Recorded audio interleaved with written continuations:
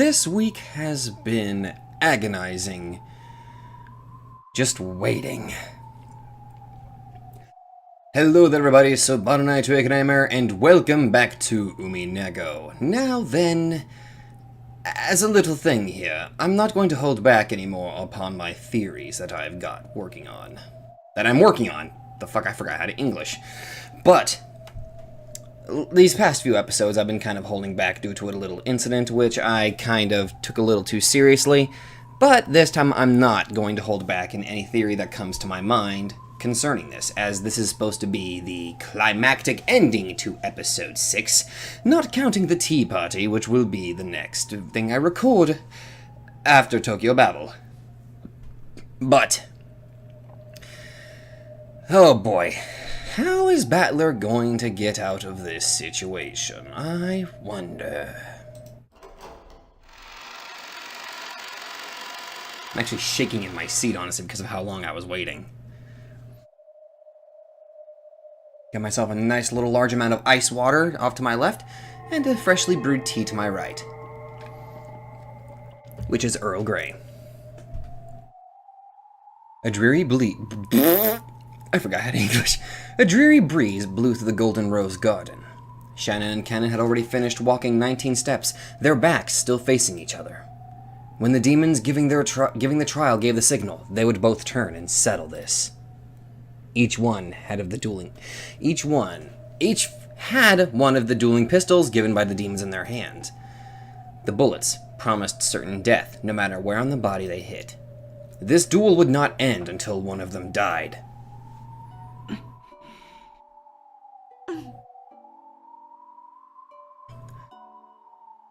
George and Jessica just quietly watched the ones they loved. They had already entrusted all of their thoughts to them, and their fates. Just watching over their partners was now the only way they could show their trust. Oh. Huh. Interesting. Unique sprites for this. I like that. Shannon and Kanon stood quietly with their backs turned. Oh, by the way, I'm going to say this immediately out loud. I think Shannon, Kanon, and Beatrice are all part of one being. I'm gonna say it. Go ahead, get pissed off at me in the comments. I'm ready for you. Not really. They had already resolved the thoughts they had gathered over those many days. The next time they laid eyes on the other, nothing would be asked of them except pulling that trigger. Beato was the only one who still had no determination or resolution with regard to this duel. The closer that moment came, the less she understood. The love between George and Shannon wasn't standing in the way of the love between Jessica and Kanon, or vice versa. Why, when both sides could find happiness, were they forced to kill each other? Because it's one body.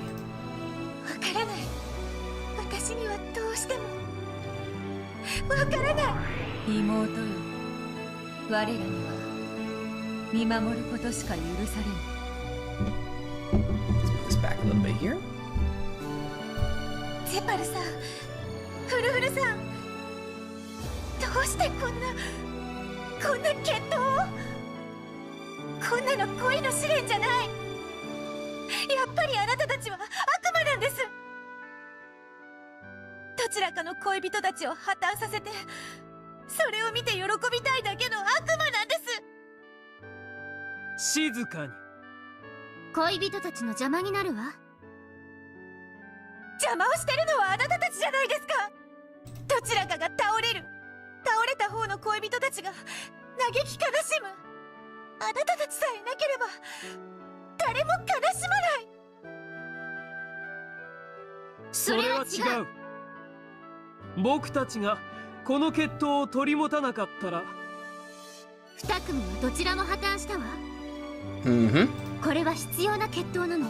Yep.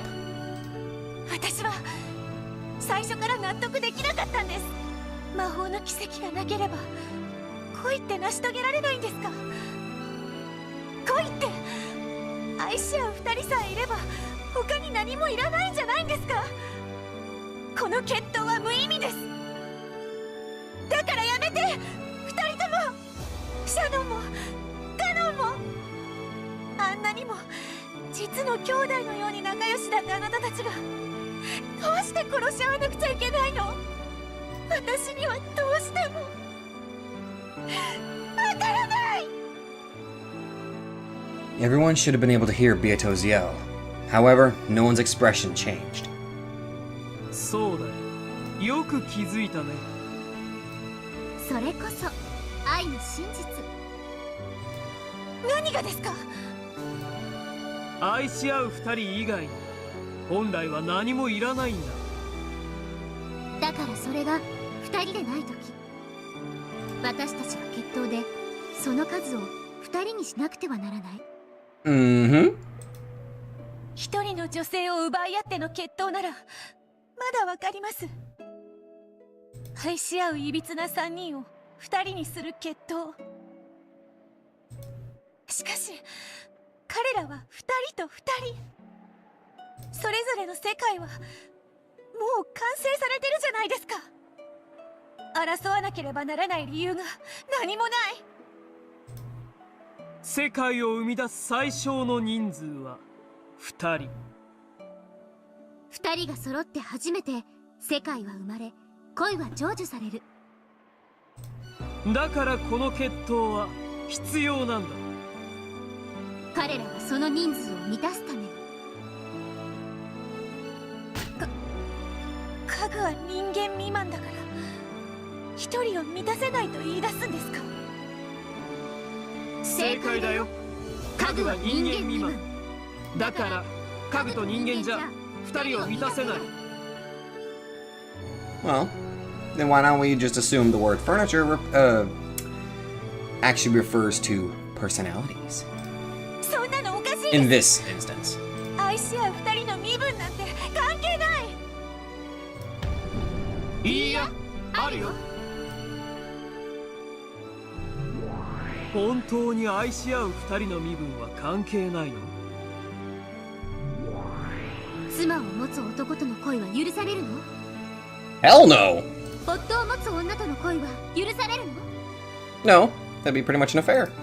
親との恋は許されるの？ No, that's incest. 子との恋は許されるの？ No, that is also incest. 恋の許されない身分なんていくらでもある。 Well, unless you did. I was gonna say the definition of love, but you automatically put in fall in love, which in case, yes, that is not correct. That is very much wrong. じゃあ家具って何なんですか？どうして家具は恋をしちゃいけないんですか？魂が一人に満たないから。 Called it! シャノンもカノンも駒である君ももちろん。 You are all merely fragments. あなたたちはみんな家具。魂が一人分に満たないから人間以下。人を愛する資格はただ一つ。一人に満たつ魂を持っていること。だから愛し合う二人は世界を生み出せる。例えば妻を持つ男はもう一人の女を愛する資格を持つと思う？ No. あるわけがない。二人の女を愛せばその愛情は一人分に満たない。 Precisely. そのような男に愛する資格はない。 Couldn't have said it any better, Beato. ね、人を愛する資格のない人間や身分なんていくらでもあるの。二人の愛の一切あれば関係ない？それは甘い愛の偽善。僕たちはね、恋をする資格を偽る人間を許さない。世界を生み出す最小人数を満たせない人間以下の存在の恋を許さない。僕たちの試練はそのためにある。罪深き魂たちに一人分の魂を取り戻させ、本当の恋ができるようにするために。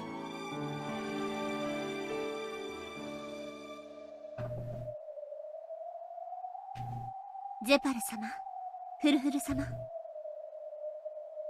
僕たちの心の準備ができました。どうか決闘の合図をお願いします。 The pair, bidding farewell, quietly asked for the signal to be given. Zephyr nodded silently, then walked to a place that could be seen by both of them. Furufuri spoke in a voice quiet enough to avoid distracting the two duelists. 見ているといいわ。愛し合う恋人たちのどちらかが破綻する決闘を。いいえ、これは破綻のための決闘じゃない。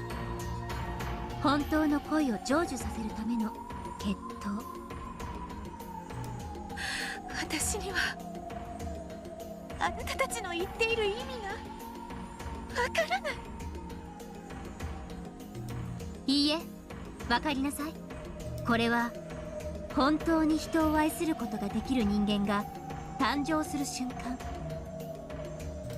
意味がわからない。どちらが勝とうともどうか祝福してあげて。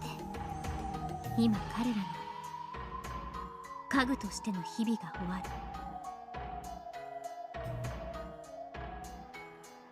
I keep forgetting 合 how... 図は簡単。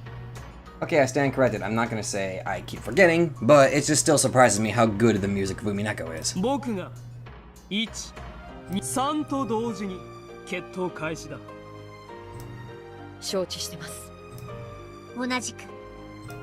2人が共に弾を外したら一度中断。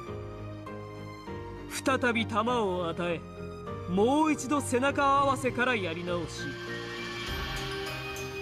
決着がつくまで繰り返したい。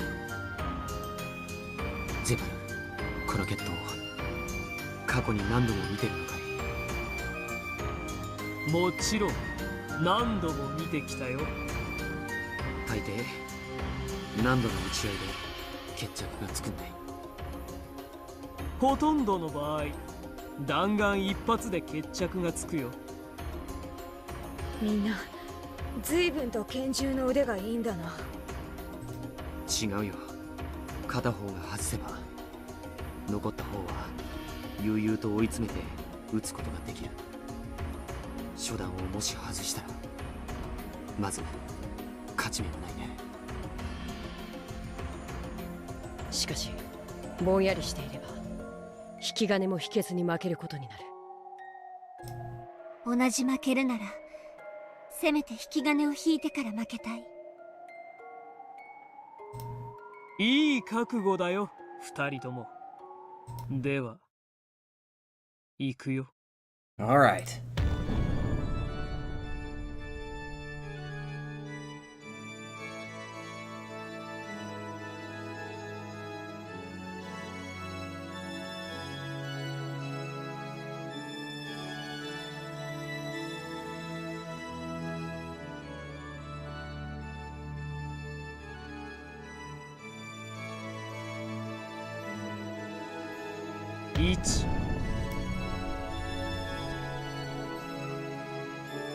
2の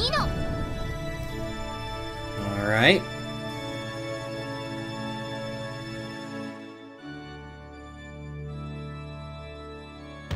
3。 Oh!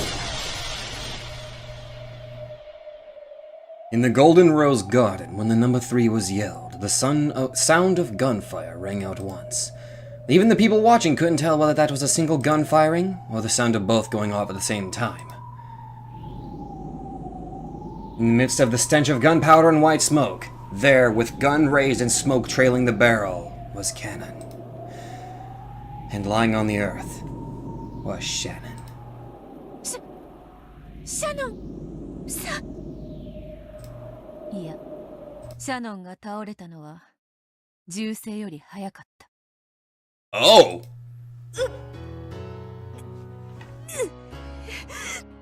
Jessica's distressed expression was enough to explain what had happened.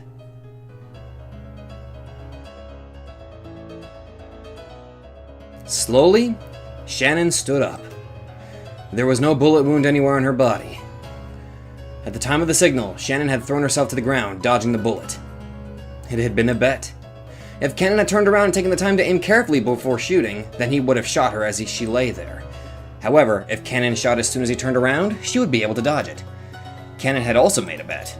He did not underestimate Shannon's skill with a firearm. He was fully aware that hoping Shannon would be timid enough to let him shoot first would result in him losing before even pulling the trigger. So he had decided to shoot right away.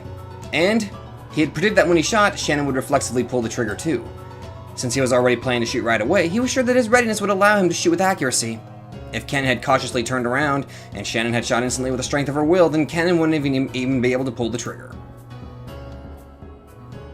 So, Kanon hadn't been impatient. The two had simply given it their all, left their fates to the heavens, and reached this result.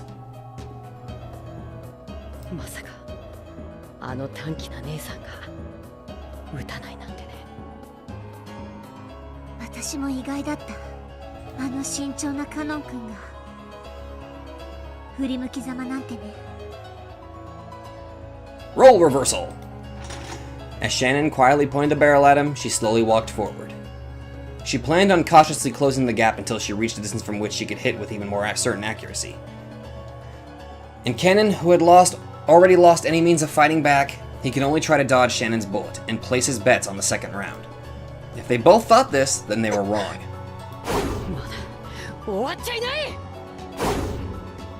Kanon dashed forward like a tornado, bent over so low that he was almost crawling over his shadow. This duel can only be settled by a bullet, but he wasn't the only one who had a bullet. If he could steal Shannon's gun away from her, he could turn this fight around. And if Shannon calmly shot through Kanon, it would end. The odds that Shannon would miss, the odds that he could get close enough to her before she fired, Kanon bet all the chips he had on these. Shannon could draw Kanon into the last second, then shoot him from a closer distance. She could also pull the trigger just before he reached her, and they would start over from the beginning even if she missed. Shannon kept her gun pointed at Kanon's forehead as she compared these options until the final moment. She led her shot, calculating the distance he had already moved and the time it would take to pull the trigger. The goddess of fortune smiles impartially.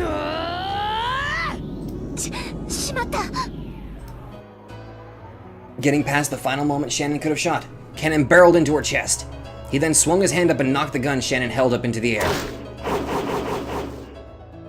That strike sent Shannon's gun flying into the sky. At the same time, Kanon's gun also flew from his hand and danced through the air. The two guns danced a rondo through the sky, reached their peak, and began to fall. By that time, neither knew whose gun was which. Okay. The two guns were exactly the same. Everything about them was identical. There was no way to tell them apart. However, there was one difference. Only one of them had a bullet inside. The pair raised their hands to the sky, trying to grasp their fate, their miracle. It was as though they were trying to grasp the wings of a descending angel of miracles. The pair looked up at the brilliant sky and entrusted everything to the goddess of fortune. Then, they each grabbed one of the guns out of the air, and after dancing a momentary rondo, their arms crossed each other.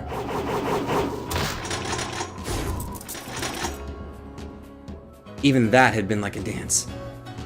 Then, they each pressed the barrel of the gun up against the other's forehead, both as steady as a rock.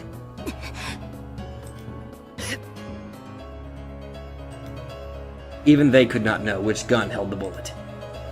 When they both pressed their triggers, one would die and one would remain alive. The match would end. George and Jessica wouldn't know how it had turned out until that moment came. However, was it really impossible for the two holding the guns to know? The barrel of Kanon's gun, which had already been fired, must have been warm, and the barrel of the other gun, which Shannon hadn't fired, should have been ice cold. So perhaps the pair of them did realize which gun was which. And yet both expressions were solemn, filled with absolutely no doubts in their own fate until the moment the trigger would be pulled. 悲しまないで。私たちはすぐに黄金鏡で会えるよ。 In the Golden Land. 僕たちはもっと早くこうするべきだったね。そうすれば再会しなくて済むのにね。いざこの決闘さえももはや今日という日の前にはただの茶番さ。そうだね。どうせ蘇る黄金鏡の前には本当にただの茶番。じゃあ後ほど。後ほど。さようなら。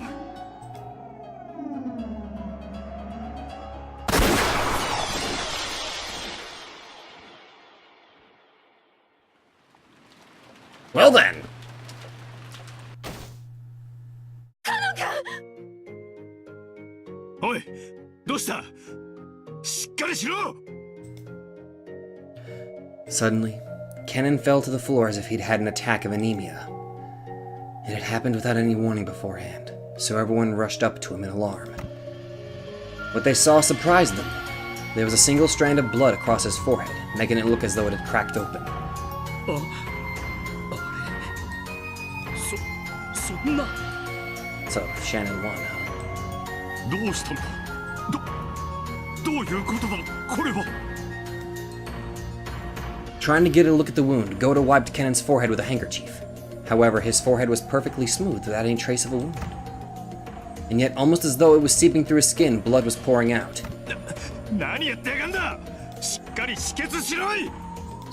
それが傷がないのに血が止まらない。カノンがしっかり！カノン君！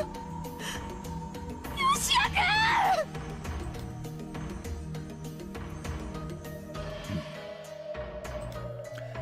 ん！ Kanon's forehead was pale, and though his eyes were open, they had lost the light of the living. Just as though he was a puppet whose strings had been cut. He passed away.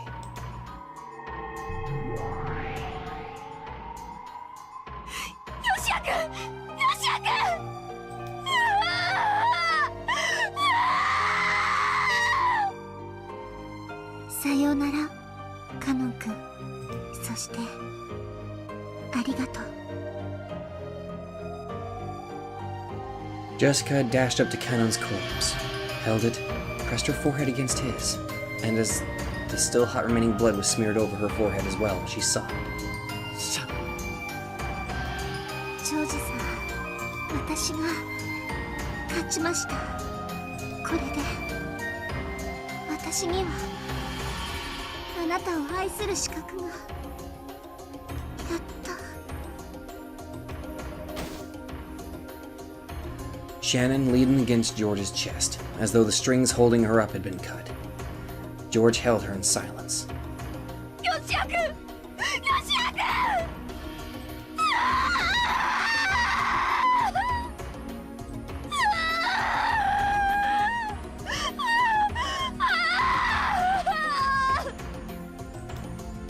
There was nothing in the golden rose garden except the wind that carried golden flower petals, and the sound of Jessica's grieving sobs. "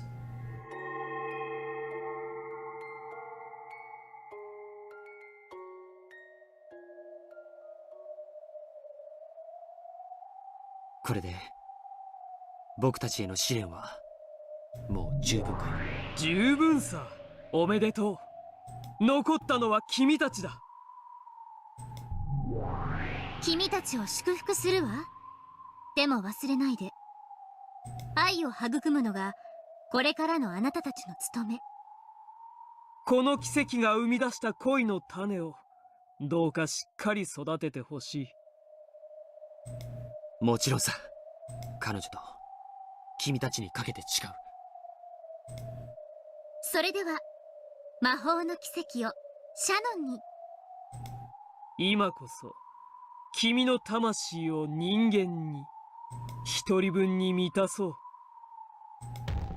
集え満たぬ魂よ、一なる魂となりて愛を知りたまえ。 Alrighty.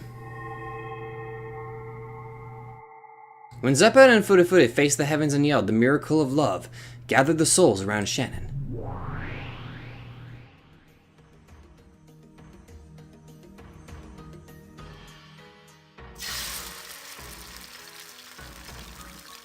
They came from the losers of the trial, from Kanon, who had been defeated, and from Beato, who had dropped out. Slowly, the bodies of the two began to break down into flecks of gold dust.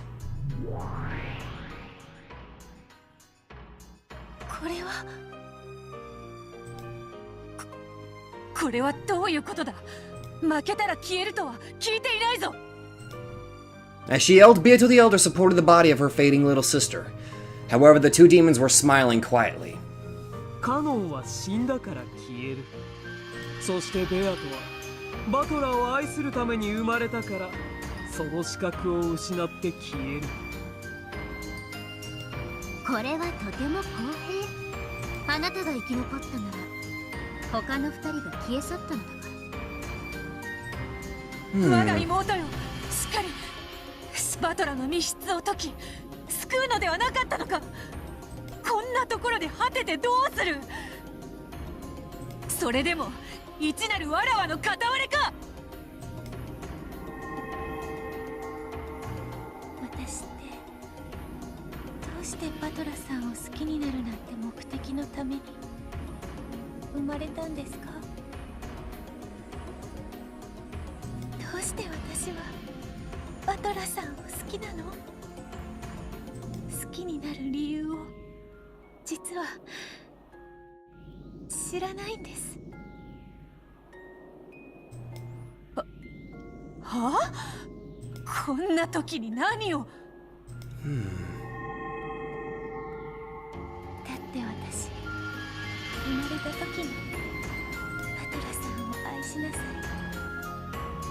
愛されなさいって、それが目的で生み出されて、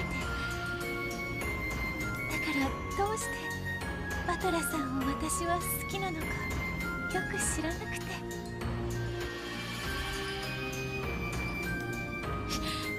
人を好きになるのに理由などいらぬわ。消えるな。そなたが消えたら誰がバトラを救う。我が妹よ、ベアトリーチ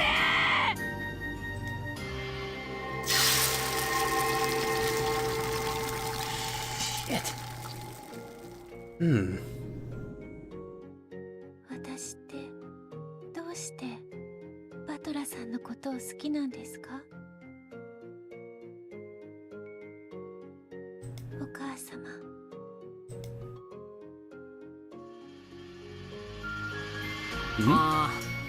俺ってさ、家庭的なことか案外苦手なんだよな。この通りガサツな性格だろ。レディーファーストとか女の子の前では礼儀正しくとか、そういうのはさっぱり苦手なんだよな。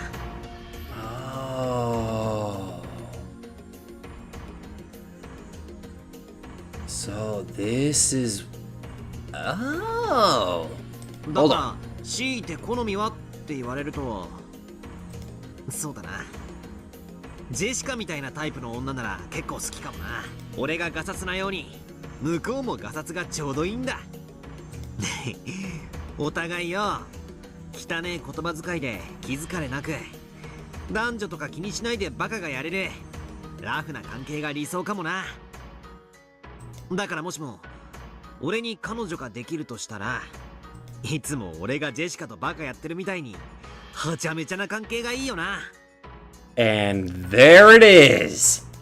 あ、容姿の好み？別にそんなのは気にしねえ。まあ洋画とかに出てくる金髪ボーイ、青目のグラマラスな彼女だったら。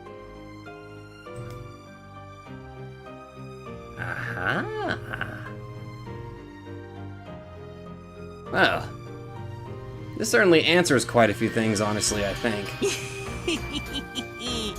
最高だぜ。ちいちもませろーい。God damn it, Battler.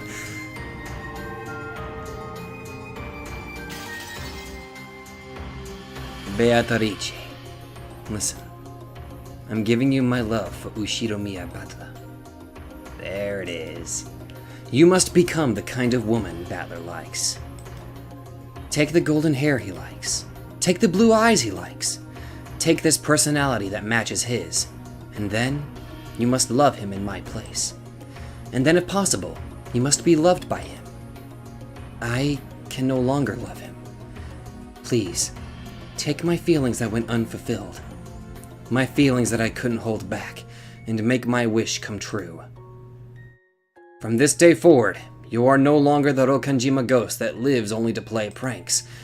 From this day forward, you will become the master of this island and wait for the day that he comes to fulfill his promise.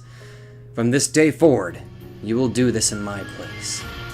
So from this day forward, you will no longer be me. Please, forgive me for pushing all of my worries onto you, while I alone try to find happiness. And from this day forward, You have the right to hate everything.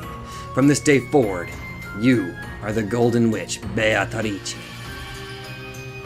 And one day, you will destroy everything, revive everything.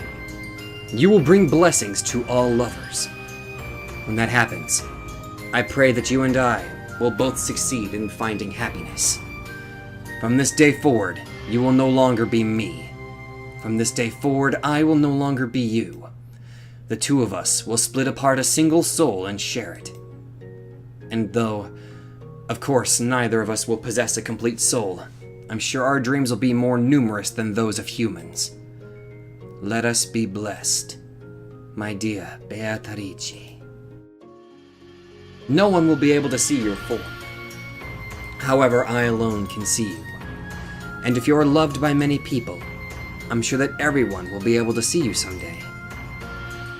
With love, they will be able to see us. Without love, it cannot be seen!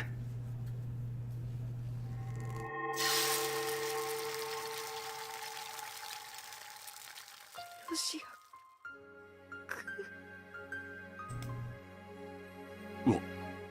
私たちは夢を見ているのか。ふざけろ。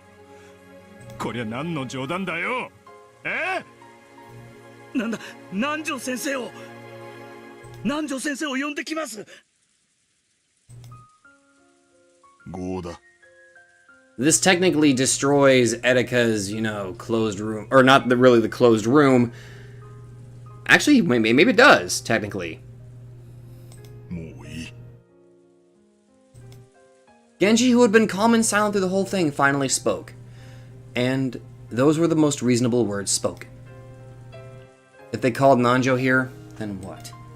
Not only was there no arm to take the pulse of, there wasn't even a forehead to feel the heat of. Like the leftover snow on a summer day, Kanon's form was, by now, not even a trace remained. His form had sparkled with a spray of gold and vanished completely. どこ行っちゃったの？ヨシア君、どこ？ヨシア君！ヨシア君！ Technically, Kanon's disappearance can get Battler out of the closed room.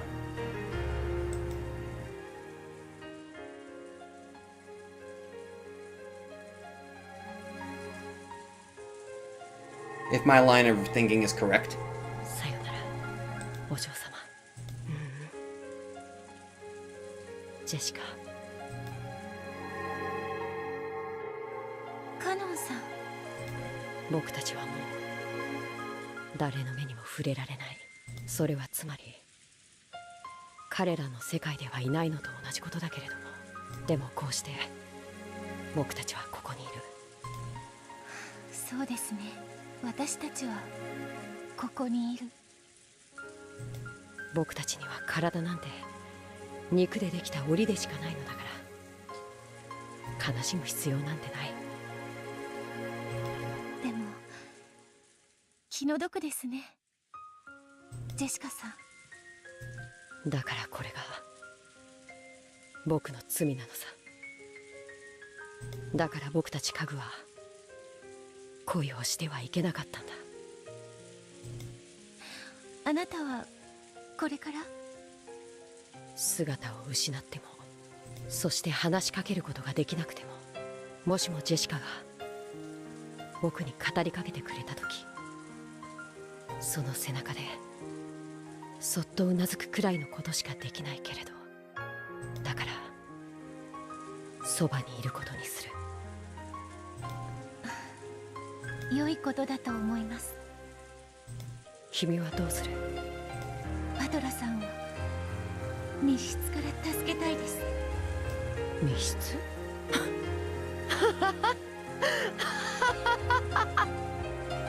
I don't think I've ever heard Kanon laugh.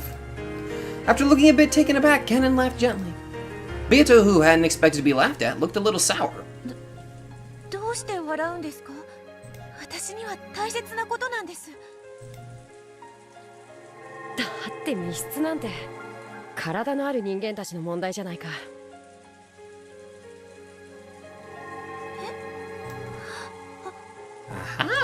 僕らはすでに肉の檻から解放された存在だよ。密室なんか僕たちの妨げになるものか。そんなのいいんですか？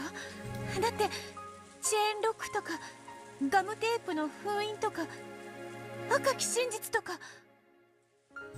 そうか、君は駒の世界じゃなくてそれより上の世界の存在だったね。だから僕たちとは違う制約があるらしい。やれやれ。 Kanon stretched. It looked as though he was about to head out somewhere. カノンさん、敗者同士の仲さ。いいよ、僕が行ってきてあげるよ。僕がお屋敷の客室へ行ってバトラ様を外に出し、入れ替わりでチェーンをかけて代わりにクローゼットに隠れる。それでいいかい？気持ちは嬉しいです。でもカノンさんはいとこ部屋から出たくてもエリカさんの封印のせいで。 Unlike the next room over, the cousin's room where Kanon had been guaranteed to be a complete closed room, even counting the windows. Not only did he have no way to save Battler, but he couldn't even escape himself. なら君の魔法で僕に力を与えて。私の魔法で？ Mm-hmm. 僕に魔法をかけて。そんな、私魔法の使い方なんて。君は黄金の魔女ベアトリーチェじゃないのかい？私は魔女ですけれど、魔法どころか密室トリックもわからないただの。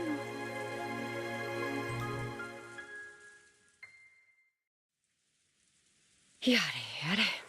いいかいベアトリーチェ。 Ooh. 一度しか教えないよ。魔女ってのはね。 Oh, hello. 魔女ってのは謎を解かされる側じゃない。謎を解かされる側じゃない。ああ、そうさ。どうして魔女が誰かの謎で頭を抱えてるんだい？頭を抱えるのは魔女の仕事じゃないだろう。 It's a witch's job to make puzzles, am I not right? じゃあ魔女の仕事は？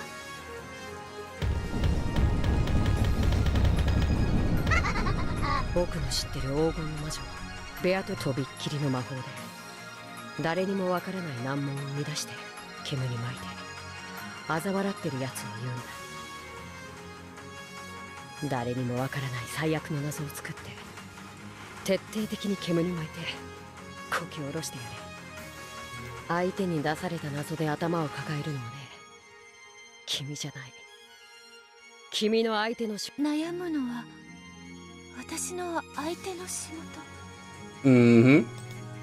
後ろ宮バトラーをどうやって密室から出すかを悩むんじゃない。チェーンロックの密室、バカバカしいね。なら君はそんなのよりもっともっととびっきりのあいつらを悩ませてやろうじゃないか。僕も手を貸すよ。 Awesome. 悩むのは私じゃなくてあいつらの方さ。 Right. 地獄の悪魔をひれ伏して絶句する。最悪の密室トリックを無限に使いこなす。そろそろ連中も思い出してもいい頃だ。バトラさんの密室より最悪の密室。僕らはもうそれを手に入れてるじゃないか。最悪の密室。 In the back of Beato's mind, images she remembered began to flit by, one after another. The mansion, the guest house, the rose garden.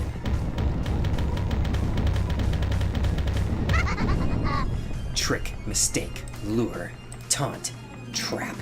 Laugh together. Do you know about this trick? I think I've seen something like this. Like it in a book before. Beato's eyes opened wider and wider. Countless lights circled around her, swallowing her up. あともう一個。なんです？それ密室の魔女の喋り方にはふさわしくないな。やっぱり私はわらわでなくっちゃ。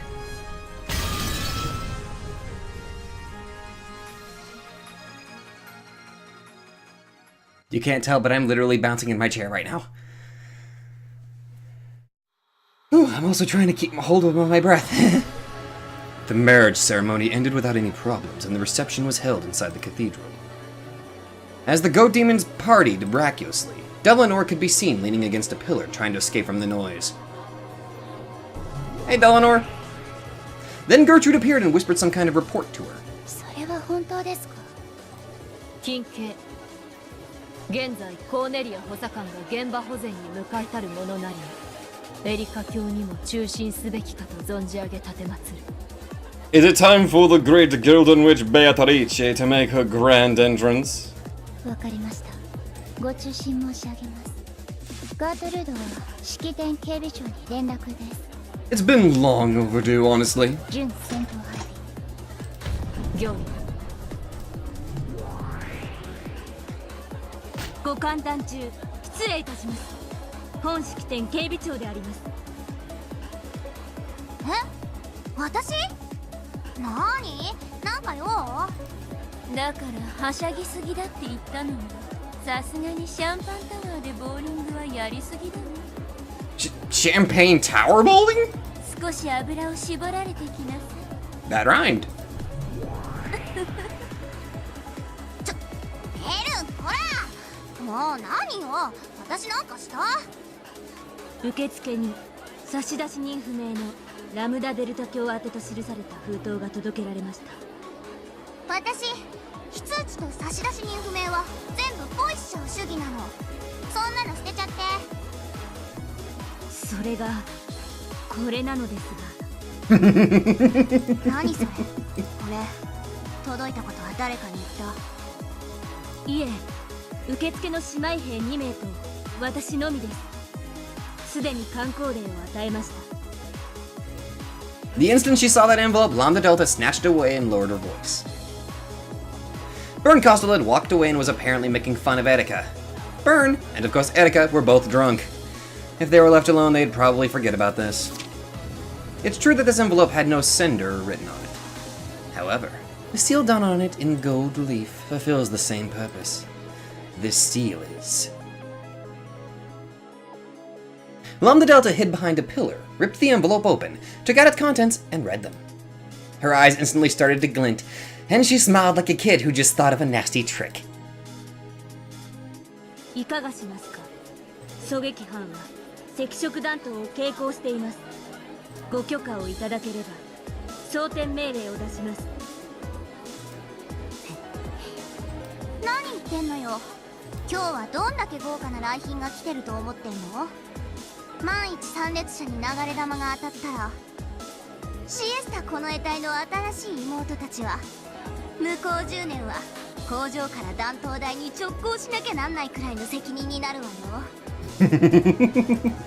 いるわけないでしょ。だって7組はバトラの、そして今やエリカの家具じゃない。どうして味方に監視をつけちゃうの？とにかく警備を、まあそこそこにちゃちゃっと厳重にしなさい。先ほどガートルード上席補佐官より準戦闘配備勧告を受けました。理由は不明であります。ガートルードがじゃあ勧告に従っちゃいなさい。パーティーは賑やかな方がいいってことでしょ。 I agree with you. 了解であります。 WO よりシエスタ17、シエスタ38、シエスタ45、コード R、警戒発令。レベル2で待機を伝達。17コピー、38コピー、45了解。そこでコピーといえばかっこいいのにね。焦っちゃってつい。 You always get nervous. そうそう45。ちょっとこっち来て。なんです？ちょっと、ダメ、耳をいじんないで。耳、おっとくに。なんですって？冗談でしょ。ありえない。現在コーネリアを向かわせています。ベアトリーチェがここを襲撃する可能性が極めて大です。披露宴を中断されて退避されることを進言いたします。どうしたのエリカ、何か余興に手違いでも？いいえ、我が主、どうぞ引き続き披露宴をお楽しみください。あ、誰かベルンカステル卿に梅干しワインのおかわりを。 Erika didn't have time to hide her agitation. When Burst Costal saw this, she knew that their final late guest had finally arrived. ルシネ、ゲストハウスで動きがあったそうよ。Mm-hmm. ゲストハウス？ゲーム版のことなんか今はくだらない話だわ。それが密室のいとこ部屋からカノン君が失踪したって。はあ？あんた分かってんの？いとこ部屋は扉も窓も完璧に封印されてる完全密室じゃない。失踪なんて不可能だわ。いや、私も裏を取ってきた。 Ah, I knew I could trust you, Belphegor. 間違いない。カノンはいとこ部屋より姿を消している。いとこ部屋のどこかに隠れてるとか、あるいは最初からうまくごまかしてもともと部屋に入ってなかったとか。不可能だわ。いとこ部屋にはエリカ卿が読み上げた特定個人数名以外の全員が入ってることが保証されてるのよ。ごまかして逃れることは不可能だわ。どうやってユングフラウン封印結界を？いや、それよりカノンは一体どこへ？至急探しなさい。 At that moment, the cathedral suddenly went black. The surprised commotion of the guests filled the cathedral. 来たわね。He. WO よりオールシエスタコード R 警戒シエスタ17電源系統回復はネガティブ。管理室スタッフとの通信が途絶中。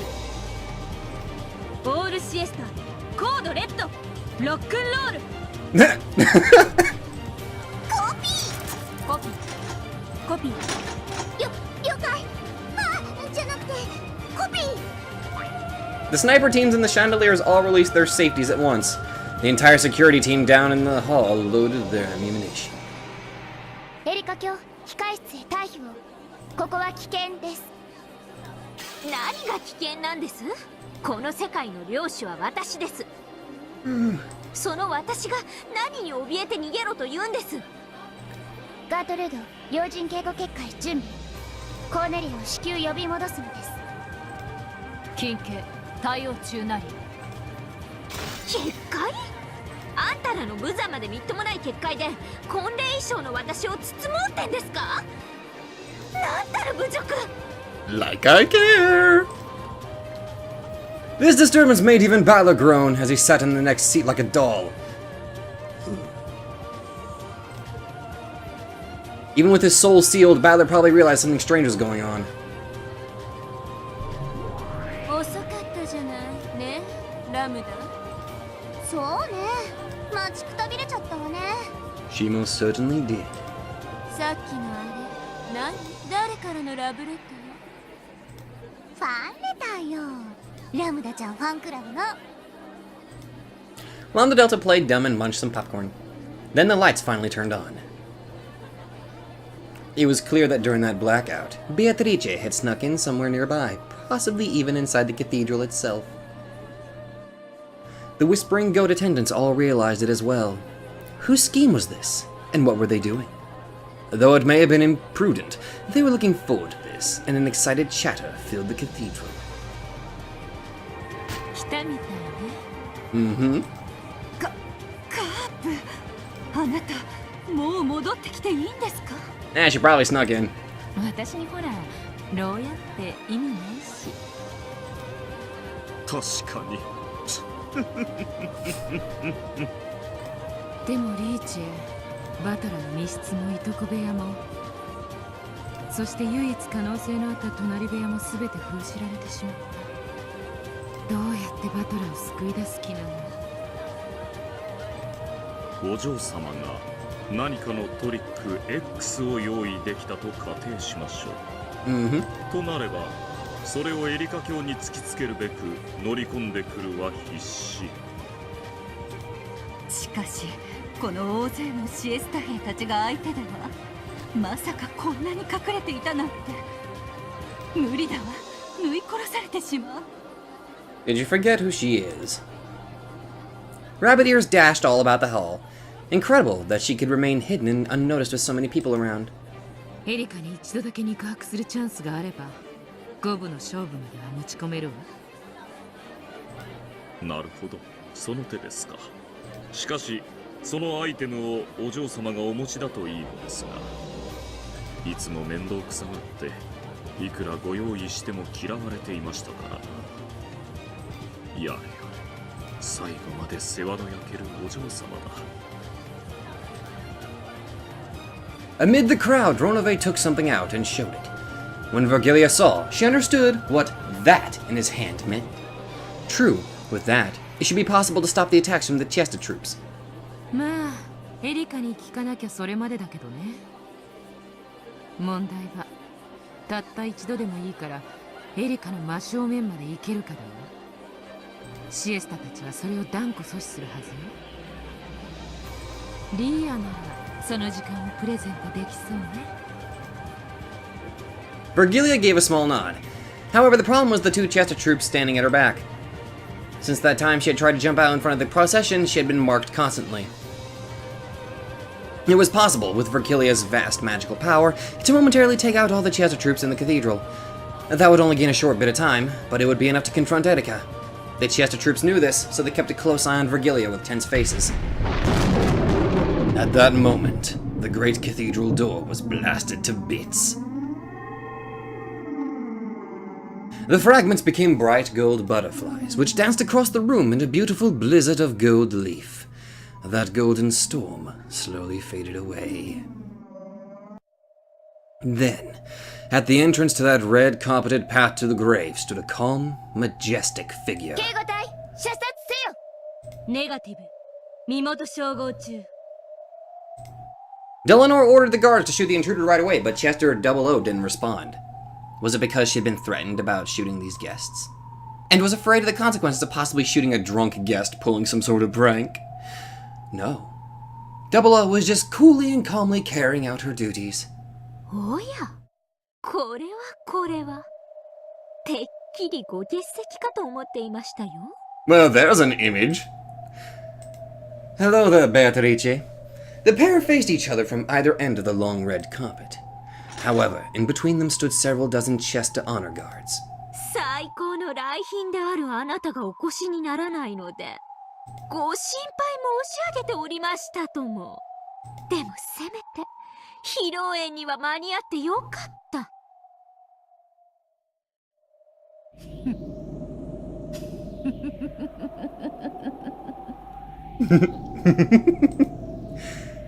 Beato laughed. That chuckle made Battler's eyes quiver slightly.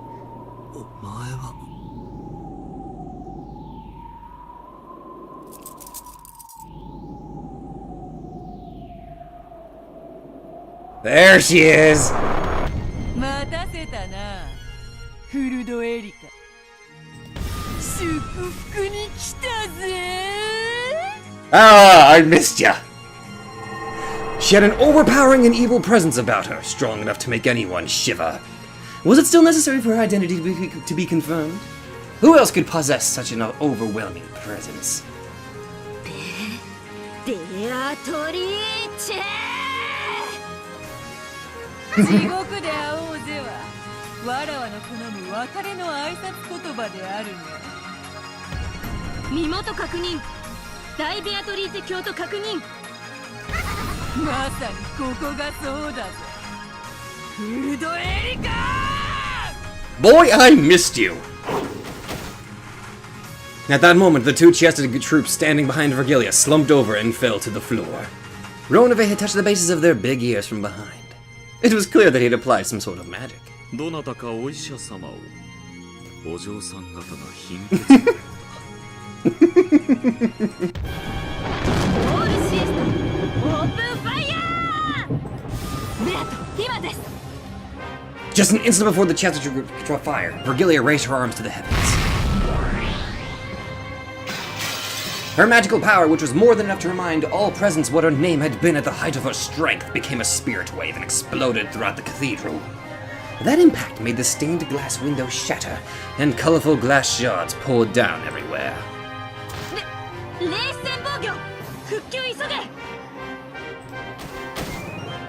However, all of the Chester honor guards, who didn't have spirit particle defenses, toppled over like dolls.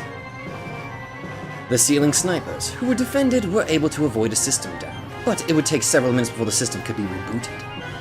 That span of time should have been enough to reach Erika. However, Erika couldn't be defeated in just a few minutes.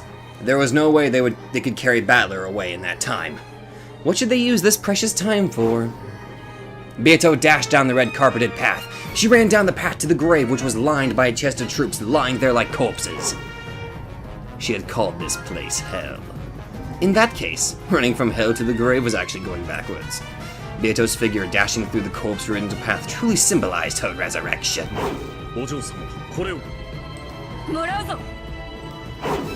As she dashed, she snatched something white from Ronave's outstretched hand. There was no longer anyone blocking her path to Erika. However, that instant, a golden thread came from in front of her and rapidly sewed through the red carpet towards her like a sewing machine.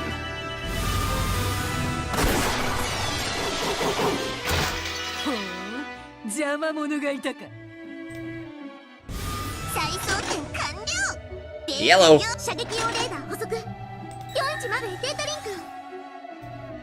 Forten was clever. She had predicted that Vergilia would go for a spirit particle attack, and had folded over her ears in 45s beforehand. So, they were the only ones that weren't taken out.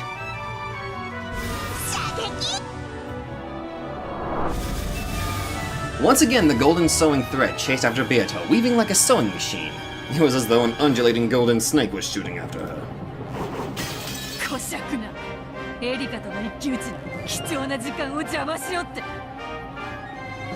Beato jumped sideways away from the red carpet, then dashed across the long table covered with beautiful food. The gold snake chased her, sewing through the pure white tablecloth like a sewing machine and scattering dishes left and right. The goat attendants ran about wildly, trying to escape.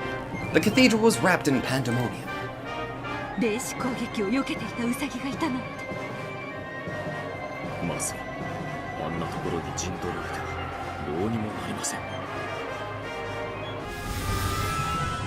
The pair of snipers attacking from high above on the chandelier were much farther away from Erika was, too far for Beato to reach. Furthermore, their position landed the entire cathedral inside their range of fire.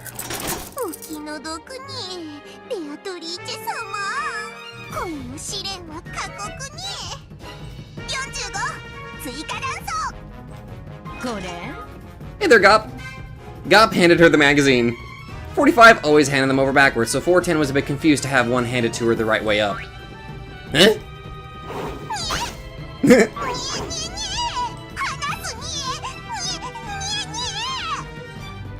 No matter how distant a position they might take, it was no problem for the elusive Gop. Gop twisted their long ears up and tickled them with their thumbs. The Chester's greatest weapon was also their greatest weakness. The two doubled over with laughter.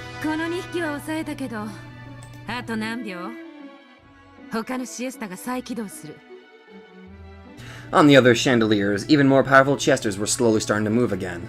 It would be impossible to buy any more time.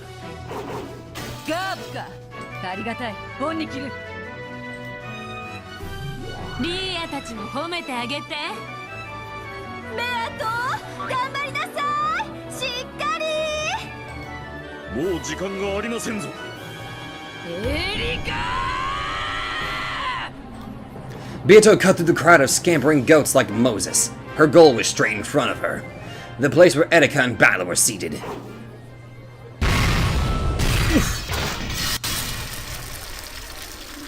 At that time, a red barrier was created, blocking her path. It was the VIP guarding barrier that Gertrude had set up. She stepped forward and laid out a last line of defense to block Beato's way. 金系これ以上の接近を許さないものと知りたまえ。そんな壁でわらわを止められると思うか。シエスタ再起動まであと何秒です。30秒ないです。 As the oldest of the seven sisters to purgatory, Lucifer stood in waiting behind the bride and groom. She wanted to save Beato. If she could just distract Gertrude for a moment, the wall would disappear. However, the seven sisters were furniture. They served the territory lord, so they couldn't move to help Beato. Delanor glanced over at Lucifer. There was a coercive tint to her eyes. あなたは主の命令ない限り動くことは許されません。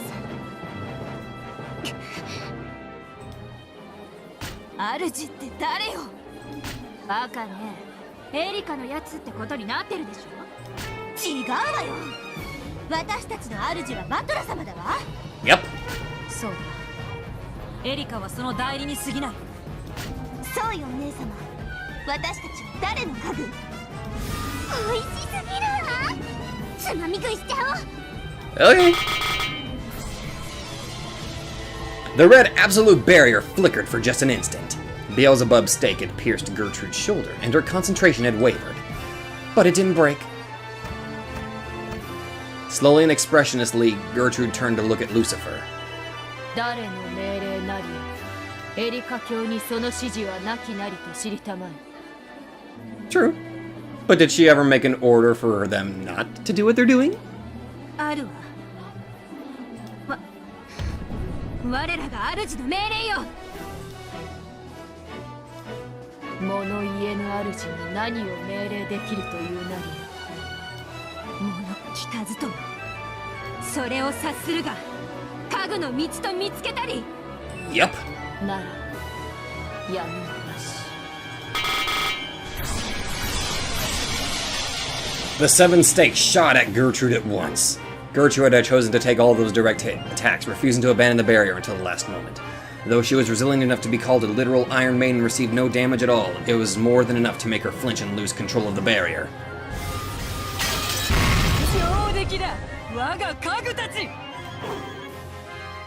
Beato shot through the scattered red fragments of the barrier, and she was finally right in front of the bride, her rival Erika. However, there stood the final shield protecting Erika. Death sentence Delanor. 遅いです。もはや時間切れです。ベアトリチェ卿。シエスタ17よりオールシエスタへデータに来店市衛星よりデータ誘電誘導方式氷結型概念誘導シエスタ20再起動完了。シエスタ127再起動完了。タイムオーバーに。そこラメ。リーチ幸運を。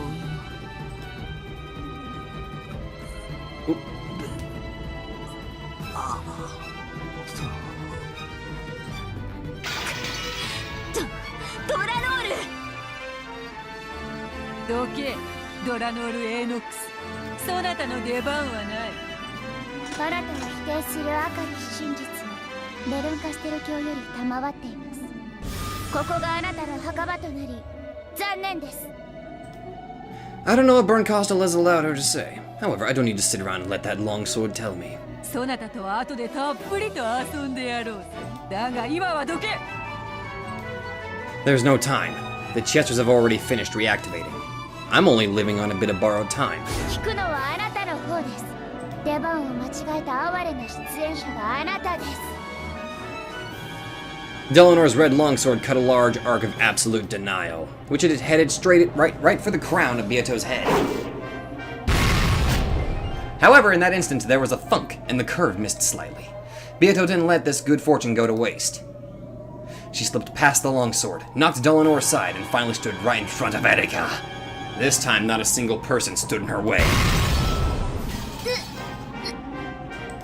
これはポップコーン。どこから。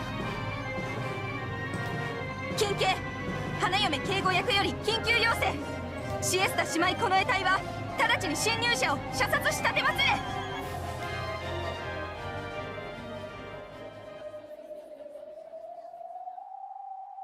The commotion quieted. However, no one shot. Why? They could have shot if they had wanted to. All the chest scissors had completely targeted her and removed their safeties. Of course, all of them had finished reactivating. However, they hesitated to pull the trigger. なぜ射殺せぬことなりや。式典警備役は直ちに。松野です。あれは。Delanor's expression grew grim. Then, she quietly put her red longsword away. After all, Erika would have to make a decision. If she decided to ignore it, they could shoot to kill. However, if Erika picked that up, they must not do so. So, they couldn't pull the trigger until Erika decided.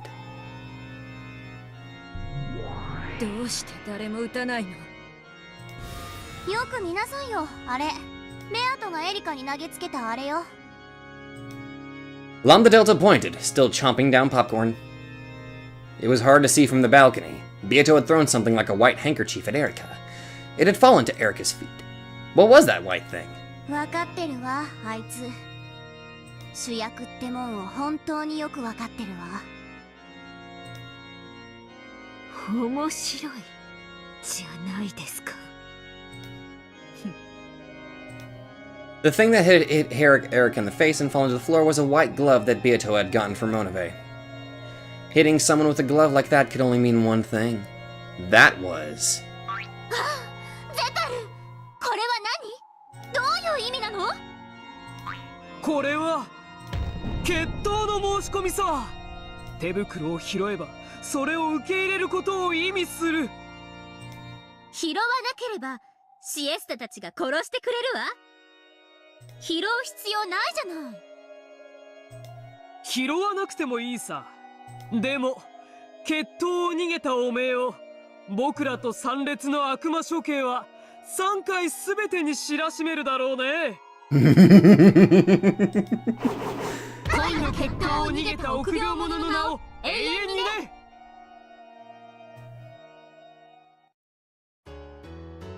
Beatrice waited firmly and composedly.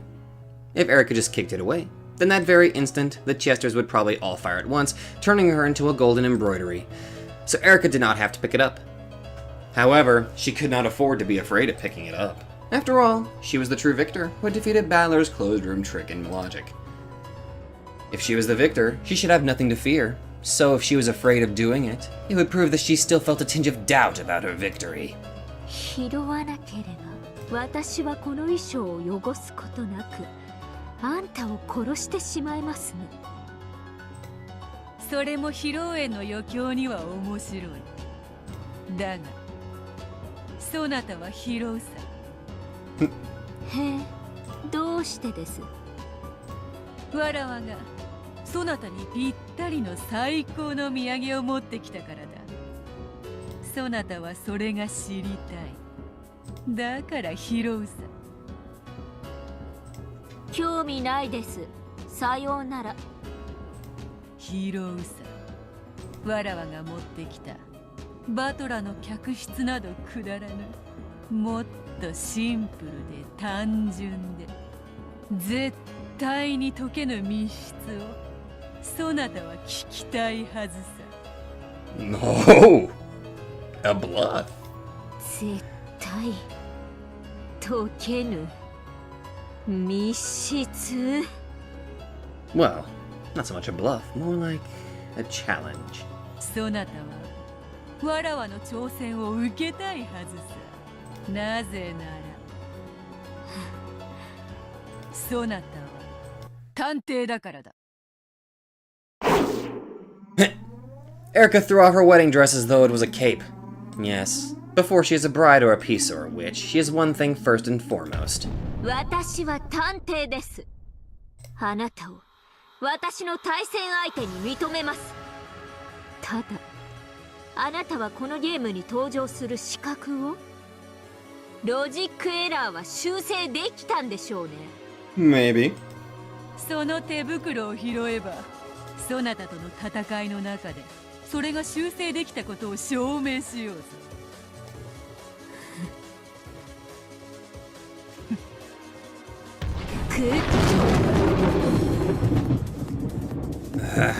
The cathedral was filled with chatter. Erika had picked up the glove. A duel! A duel! The cathedral was wrapped in a bizarre excitement.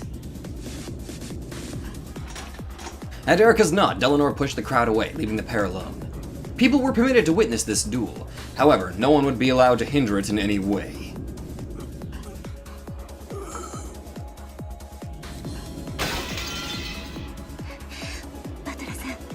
大丈夫です。あなたを助ける方法はもう見つけました。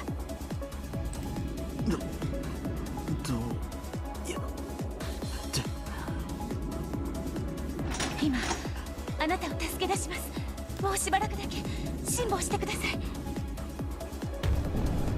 Beato's resolute expression returned and she grinned boldly, looking down on Erika. There can be no doubt. That's the expression worn only by the Golden Witch, the presence of the Master of Closed Rooms.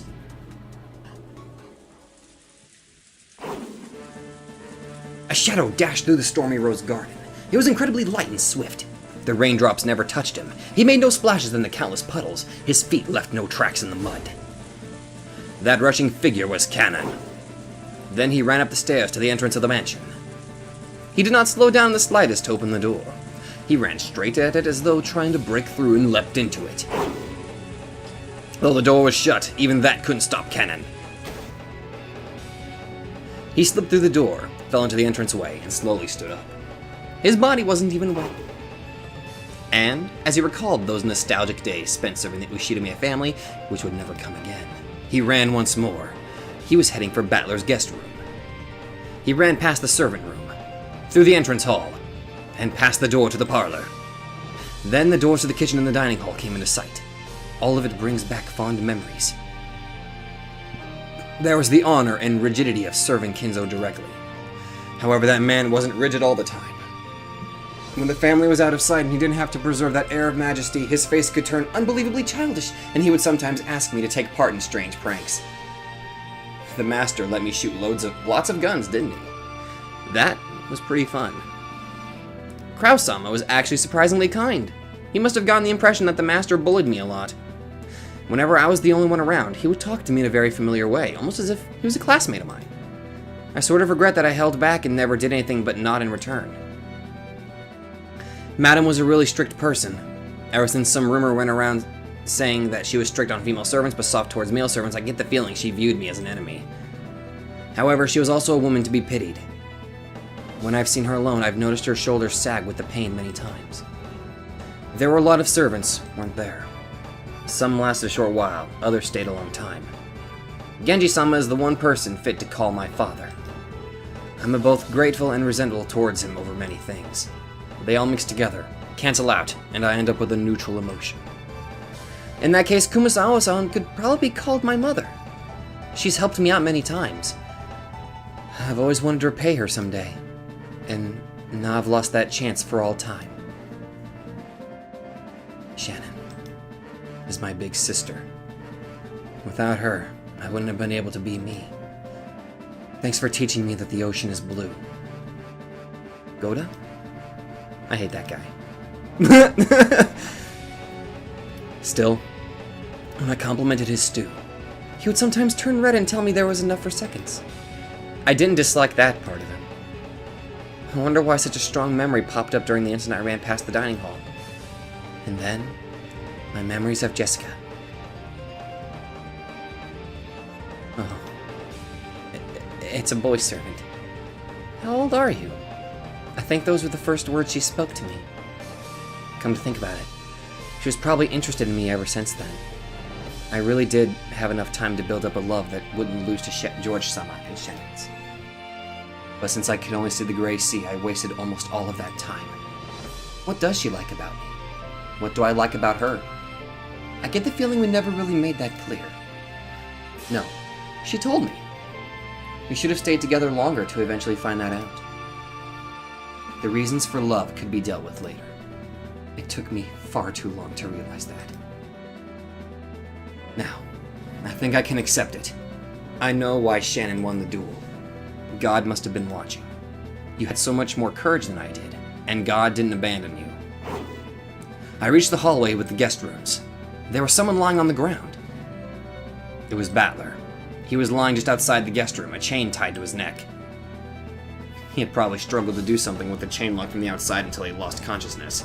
His fingernails on both hands had been torn off, and they were stained with blood. I could tell at a glance just how hard he had tried until the final moment when his heart had died. The collar binding him wouldn't disappear unless the chain lock was set. バトラ様、大丈夫です。今、お助けします。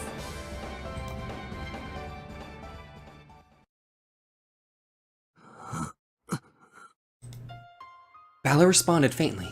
He probably hadn't even imagined that help would come to this eternal closed room. He was so scared that this might be an auditory hallucination brought about by his fleeting delusion, that he couldn't let himself open his eyes easily. Kanon grabbed Balor by the arms and dragged him into the room.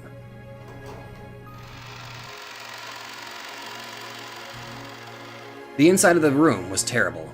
The windows had been brutally shattered and the wind and rain had made its way into the room. All kinds of tools and furniture lay broken there. However, Balor hadn't smashed them out of rage.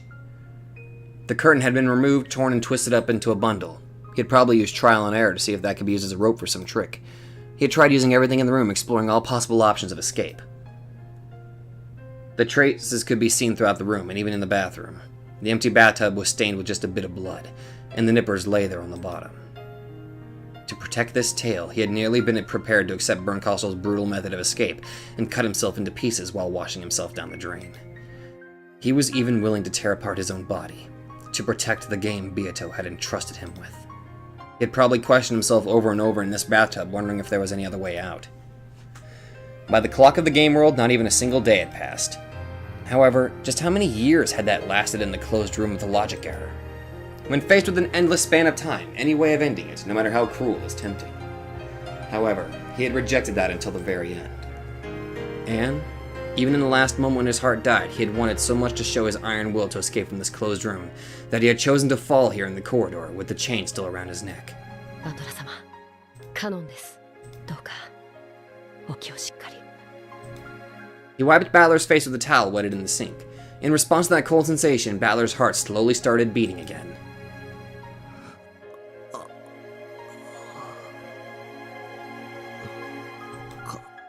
Kanon-kun.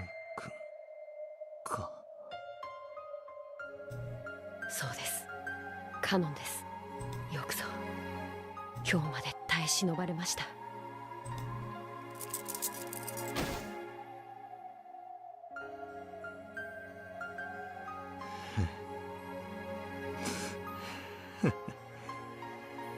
ちょいと寝坊が過ぎたみてえだ。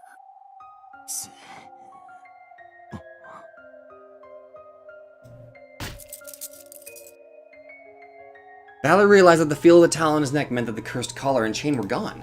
もうバトラ様を縛るものは何もありません。さあ、早くお戻りください。でもよ、あのチェーンを開けるとまた鎖につながれちまう。大丈夫です。もうバトラ様を縛る鎖は存在しません。僕がここに残ります。何？だって。By now, Balor knew the terror of this endless closed room better than anyone else. So he was more filled with shock than happiness. Shock at the determination of the one who was willing to become the new prisoner. 大丈夫です。何も心配することはありません。しかし、バトラ様はまだやらなければならないことが終わりなのではないですか。俺は早くお戻りを。あなたの代わりに戦っている人がいる。そしてあなたの帰りを待っている人がいる。あなたはまた帰らないのですか。 His stern words and gaze shot straight through Balor. 本当にいいのか？はい、それでいいんです。これであの時の借りが返せるのですから。借り？俺カノン君に何か？バトラ様の借りではありません。いいから言ってください。僕は借りを作らない主義なんです。さあ早く。あなたは今度こそ待たせてはいけないんです。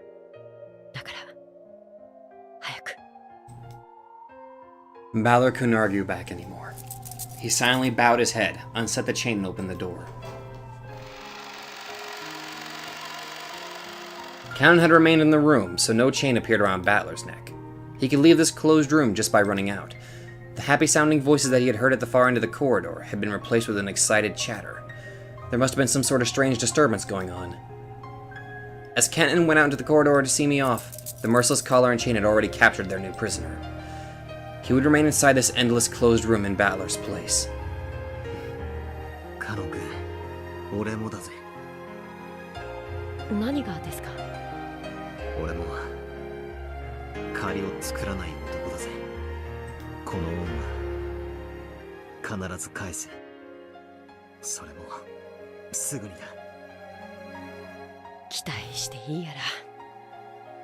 さあ走って、あなたの愛する人のところへ。そしてどうかもう二度と迷わないで。 Balor would not turn around any longer. He ran with everything he had. He ran out into the corridor, whose warmth he had cursed so many times. That cursed chain no longer bound him. He ran to the very end of the corridor, beyond the light.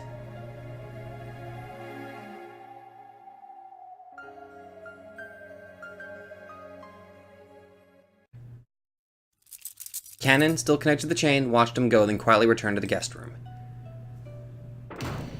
Now, he only had to worry about his own job. Stay in this room and fix the error in logic. これでチェーンロックをかけて。 As soon as he said it, the chain disappeared from his neck.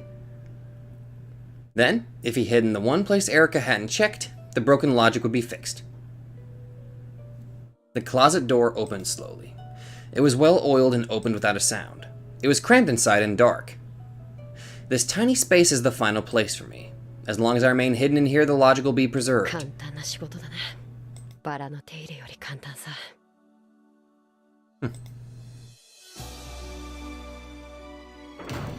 Kanon went in it and closed the double doors from the inside.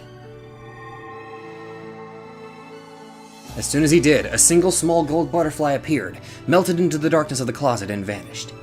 It was a sign that the logic had been fixed. The witch's game had already stopped, and the clock of the world of the pieces would never tick again. So for all eternity, no one would come to save him from this place. 別にいいさ。これで借りは返したよ。ベアトリーチェ。 The power of the gold butterfly brooch taught me about love. In the third game, it gave me some quiet time alone with Jessica. I get the feeling it did many other small things for me. At any rate, now I've paid back all of my debts. Now, all of my debts are... ジェシカが貸してくれた。お返してないや。いいよね、ジェシカ。あれ気に入ってたんだ。だからプレゼントにしてもらってもいいかな。ダビングして渡すから。ダメ。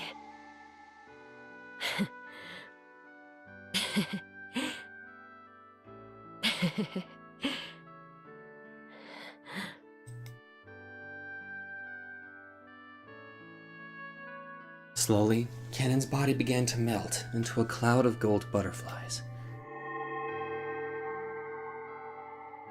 And, after the inside of the cramped dark closet glittered like a golden planetarium, it faded away like the light of fireflies, and was painted over with a pitch blackness. For all eternity.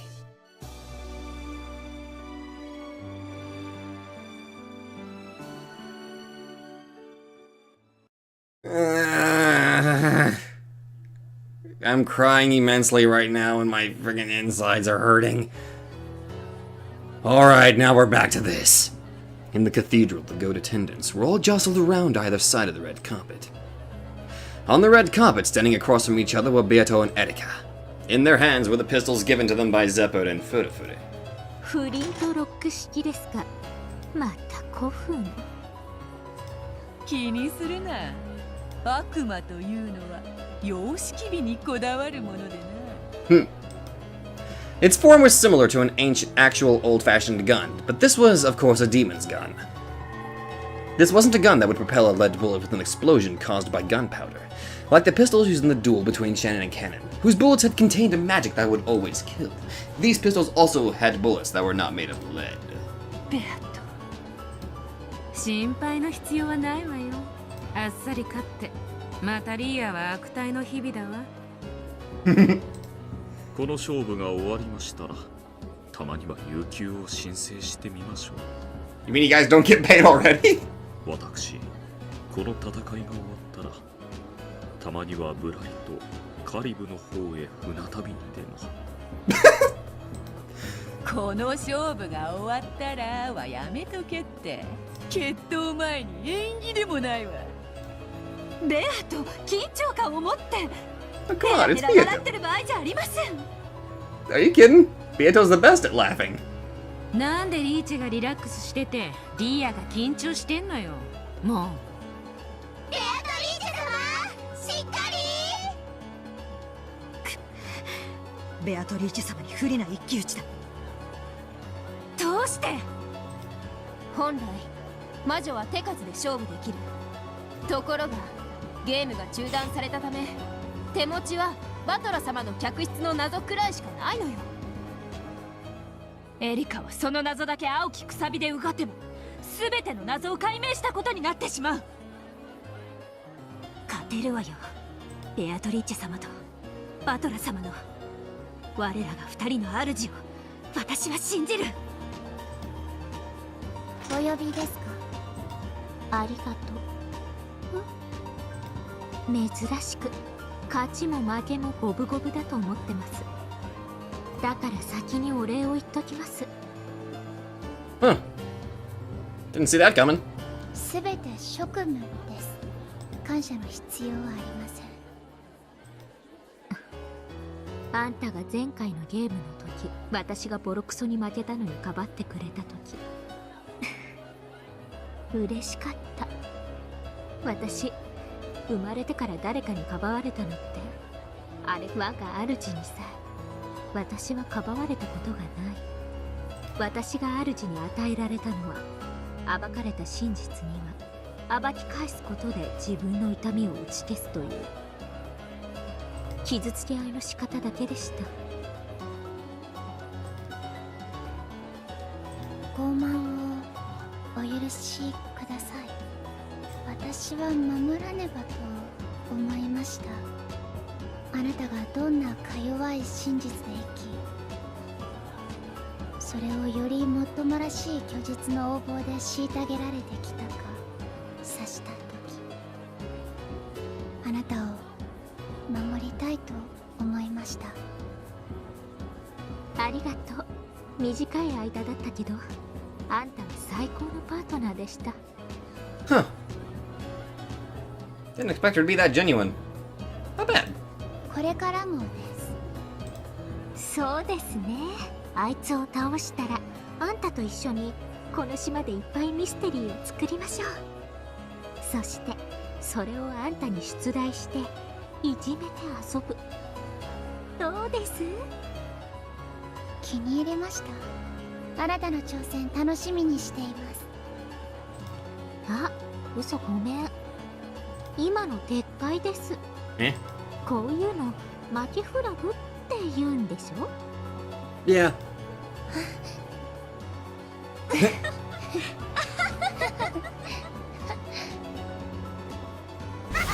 さあいいかい、二人の決闘者たち。 Hell, I'm freaking ready. When the two demons clapped their hands, the duelists instantly returned to their bold, tense smiles. 魔法の銃に込める弾は鉛じゃないわ。ミステリーとファンタジーのうがち合いは赤と青の真実を玉とするべきさ。互いに真実がある限り玉は無限。ただし一撃でも当たれば即死。両者覚悟はいいね。Oh boy。当然。無論。栄光ある元老院の議員にして偉大なる絶対の魔女大おいでませ。汝この決闘の立ち会い人となることを誓うか。もちろんよ。誓うわ。 The crowd split and Lambda walked forward with Bernkastel by her side. She looked between the faces of the two duelists. Then she took out an envelope with the seal of the one-winged eagle and lifted it high. ベアトリーチェより封書にて物語の修正書を受け取ったわ。審査の結果、内容は有効。ロジックエラーの回避を宣言するわ。チェーンロックはかかったまま、これまでの赤き真実に一切矛盾しない。The many goat attendants knew the details of the battler's closed room. They realized how difficult it was. And, though fiery debates had swept across the crowd during the reception, none had been able to find an answer. And now it was clear that Beatrice had already reached one. よって本決闘は有効。決闘はたった1点。バトラの客室の密室をめぐって行われるわ。チェーンロックがかかった密室から後宮バトラは失踪した。これについてエリカは青き真実の争点を、ベアトリーチェは反論の赤き真実の争点を。決闘は決着がつくまで続けられるものとする。上等だ。上等です。I'm getting the shivers. それではベアト、あなたが修正した新しい物語と謎をエリカに提示して。密室のいとこ部屋よりカノンは魔法にて封印を破らずに脱出。密室に至り魔法にてバトラを密室の外へ脱出させた。くだらない物語。結構。エリカ側確認は？副賞要求バトラを救出したのは間違いなくカノン本人である。受けようぞ。バトラを救出したのは間違いなくカノン本人である。副賞要求バトラとカノンは別人である。受けようぞ。バトラとカノンは別人である。結構です。エリカ、確認は以上？今ので結構です。戦い方が決まりましたので。オッケー。両者は弾丸を装填なさい。I've started liking that terrifying face you make, Lambda, honestly. Erika turned around, pressed her finger against the barrel of the pistol, made her blue truth into a bullet and pushed it in. There was no rule saying that she had to turn away, but she didn't want her expression to be read. Or it might have been because she couldn't stand the tension of looking at Beato's bold smile. Beato had already finished loading her red truth. She waited for Erika to finish while calmly puffing out her pipe. Then, she looked at Balor, who sat on the throne of the territory lord, right next to the two witches who sat as witnesses to this duel. Balor's consciousness was still hazy. However, he apparently understood that Beato had come to duel for his sake, so that he could be saved. It was all he could do to look at Beato with those sluggish eyes. But a flood of emotions passed between them. There was no need for words. A look was enough for them now. Erika closed her eyes tightly, her finger still up against the barrel. At that moment, her stunning powers of concentration made all the distractions of the outside world disappear. Good then. It's always been like this, but my concentration really is good. Are you ready, me, Furudo Erika? First, let's lay out the situation. Balor disappeared from that closed room. The chain lock is set. Did he disappear by magic? Of course not. There has to be a trick. Kanon didn't even save him with magic. He just came, took Balor's place, and set the chain. Everyone knows that much. The problem is the next step. No, it's actually the step before that one. Kanon was in the cousin's room in the guest house. That room was completely sealed with duct tape, and it had been proven that the seal was effective until the time of the logic error. In other words, Kanon escaped from a closed room that was absolute with no possible excuses or twisted logic. Good. This is why she called it a simple yet ultimate closed room. How did he escape from the perfect closed room known as the cousin's room? If I got stuck thinking only about that question, I'd be no better than your average kid detective. That room is a perfect closed room, so there is no way to escape. In other words, trying to think of ways to escape from there is a waste of time. The real question is why Kanon wasn't in the cousin's room when it was sealed. The cousin's room is a completely sealed can. If he was in there when it was sealed, then it's already game over. In other words, at the time of the cousin's room was sealed, he wasn't inside it anymore. In other words, let's look at the time I checked everyone's locations and sealed the rooms. That's the most suspicious part.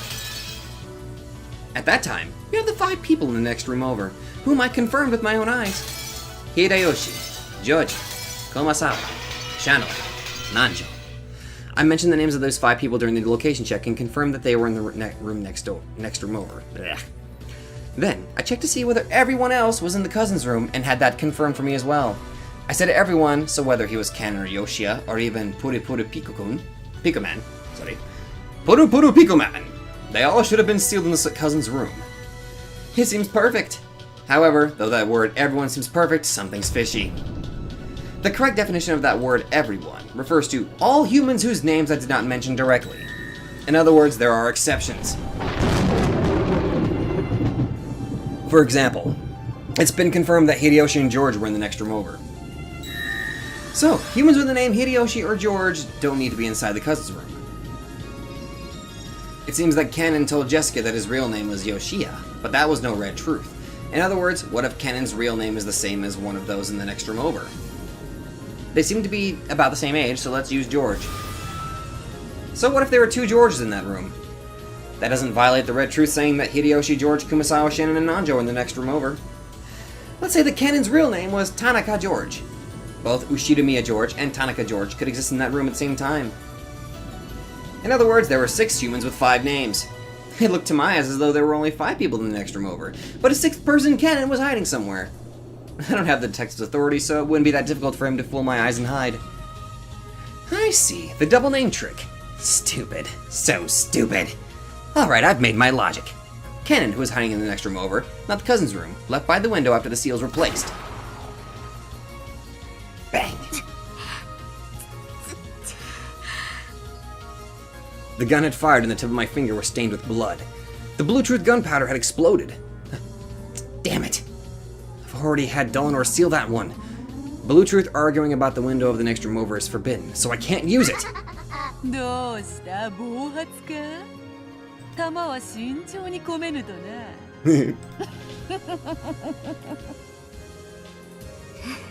うるさいです。ちょっとしたミスです。隣部屋の窓くだらん小細工で塞いだようだな。ガープに聞いたぞ。そうですか。それが何か。ドラノール、そのくだらぬ封印を解け。今やその封印は貴様らの枷である。Beato has figured out everything I've been thinking, and she's acting so confident telling me to go ahead and use that argument. エリカ卿解いてください。あんにゃろう。後悔させてやります。準備はいいようだね。よければ向き合って銃口を。そして真実の火種で着火を。 After facing away and readying herself one last time, Erika spun around. Beato had been facing her since the beginning. She had a confident, challenging smile as if she'd been kept waiting. Then, without any signal, the 2 slowly raised their guns, pointing their red and blue glints that hid within their barrels at each other. 来い。楽しませてもらうぞ。始めなさい。まず、カノンがいかにしていとこ部屋の密室から脱出したか、それを弾丸とします。ほう、そちらから来るか。来るがよいぞ。存分に。参ります。 Oh boy. After holding the gun high and pointing it at Beato once more, Erika pulled the trigger with statements of red and blue truth. いとこ部屋は完全な密室が最後まで保証されています。よってカノンがこの部屋に本当にいたなら脱出は不可能です。つまりカノンは封印時にいとこ部屋にいなかったのです。カノンの名は仮のもの。本名は未だ不明です。彼の本名が仮に隣部屋の誰かと同じだったなら隣部屋の材質確認に矛盾しない。つまりいとこ部屋に収容されず隣部屋にいることができるということ。 The goat attendants chattered and clapped their hands. I see. Such a move would be possible, they said. I love watching this. I love being surrounded by this chatter. After all, I am the detective. 隣部屋は確かに封印されましたがロジックエラー時には扉のみしかその維持が証明されませんでした。よって窓の封印は破られた可能性があります。カノンは隣部屋に存在しその窓から脱出したのです。以上。 Any other theory would be impossible. If this doesn't work, there is no truth left. As soon as she said, "That is all," both of them fired at the same time.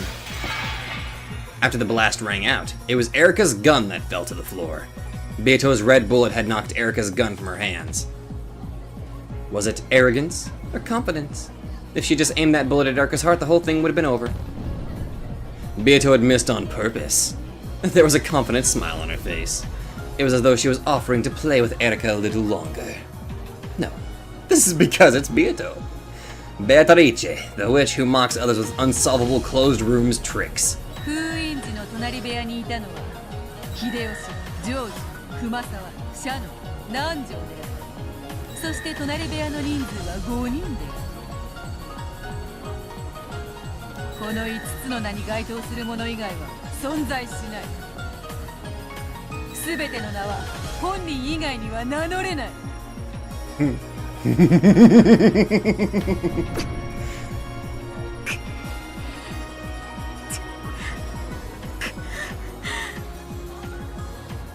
It was a thoroughly merciless red truth. It really was severe. Now that it had been limited to 5 people, any leeway for Kanon hiding there had been completely denied. Since only those to whom those 5 names referred existed Since only those to whom those 5 names referred existed within the room, Erika couldn't even make a new theory by suggesting that one person held 2 names, so that the 5 names referred to only 4 people, and allowing for Kanon to sneak in even though his name wasn't on the list. Furthermore, the part about how people can only use their own names was a fatal blow that cut down countless theories. 思えばそなたは前回の寝ぼけたわらわしか知らんのだったな。どうだエリカ、これが黄金の魔女のゲームだぜ。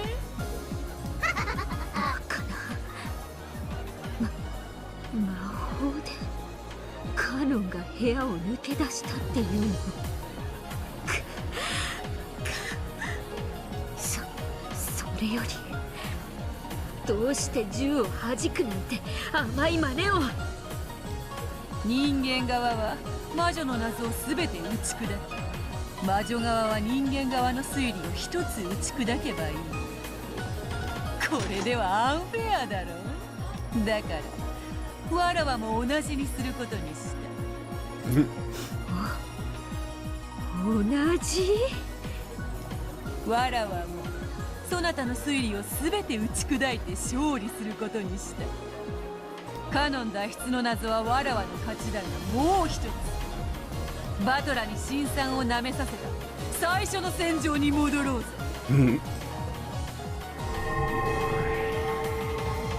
When Beato snapped her fingers, that guest room of Balor's was reconstructed. She meant to fight once more in a room that had threatened Balor with a logic error, determined to settle things once and for all. エリカ、拾え銃を。この部屋をお前の棺桶にしてくれるわ。その言葉、そっくりお返しします。私にチャンスを与えたことを後悔させてやります。立ち会い人よ、エリカに X を許す。Oh? X？ 説明不要の根拠ね。で、何を許すの？エリカはカノンの密室脱出トリックの説明義務を負わずに、カノンをこの客室トリックをめぐる青き真実に組み入れることを許そう。Oh?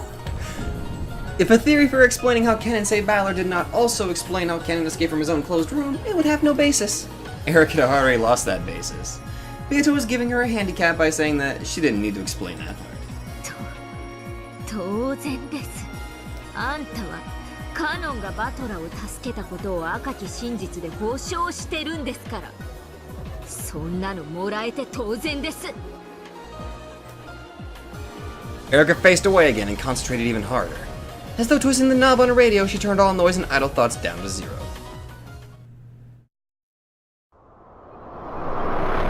Let's go, Furudo Erika. Detective Furudo Erika.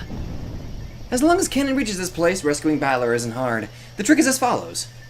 Kanon used some kind of escape trick X to reach the front of the guest room. While I was busy in the bathroom, Balor left the closet. Balor undid the chain lock. Balor went outside. Kanon entered in his place. Kanon set the chain lock. Kanon went into the closet. The end. This satisfies the two red truths about the chain lock being set in Balor's absence. And in exchange for this escape trick, Kanon remains inside the guest room.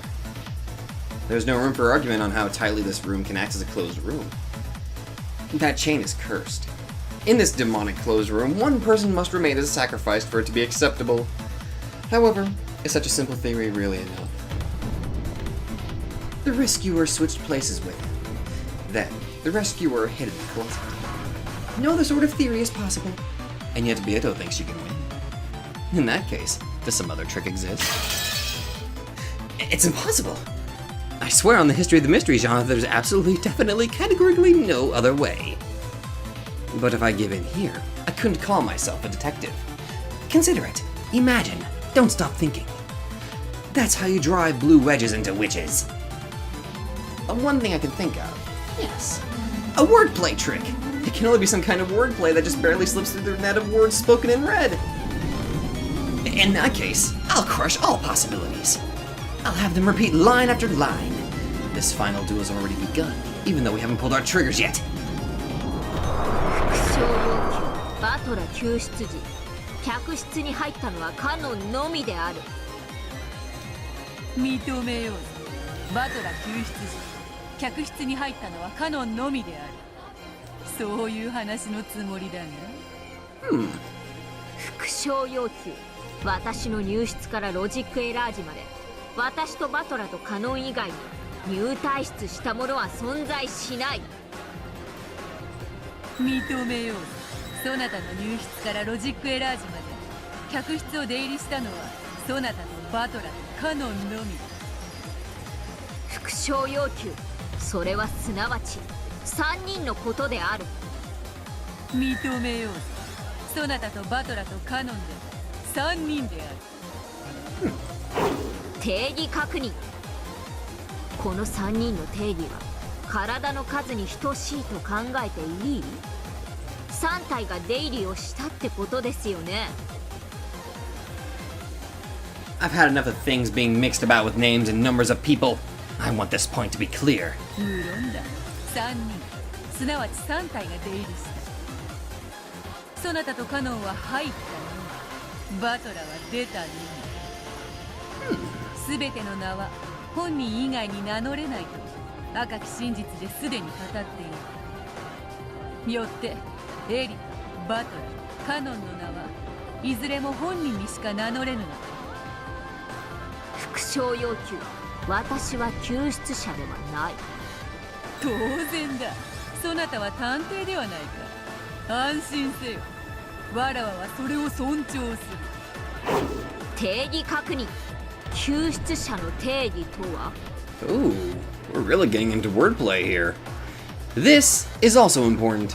I want to quickly remove the possibility that I rescued him accidentally. 救出者とはバトラの開けたチェーンロックを再びバトラを救う意志があったかどうかは問わないことにしておく。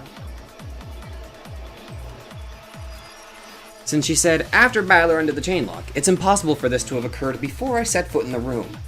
After that point in time, I would not undo the chain for all eternity. After all, the game had been suspended at that point.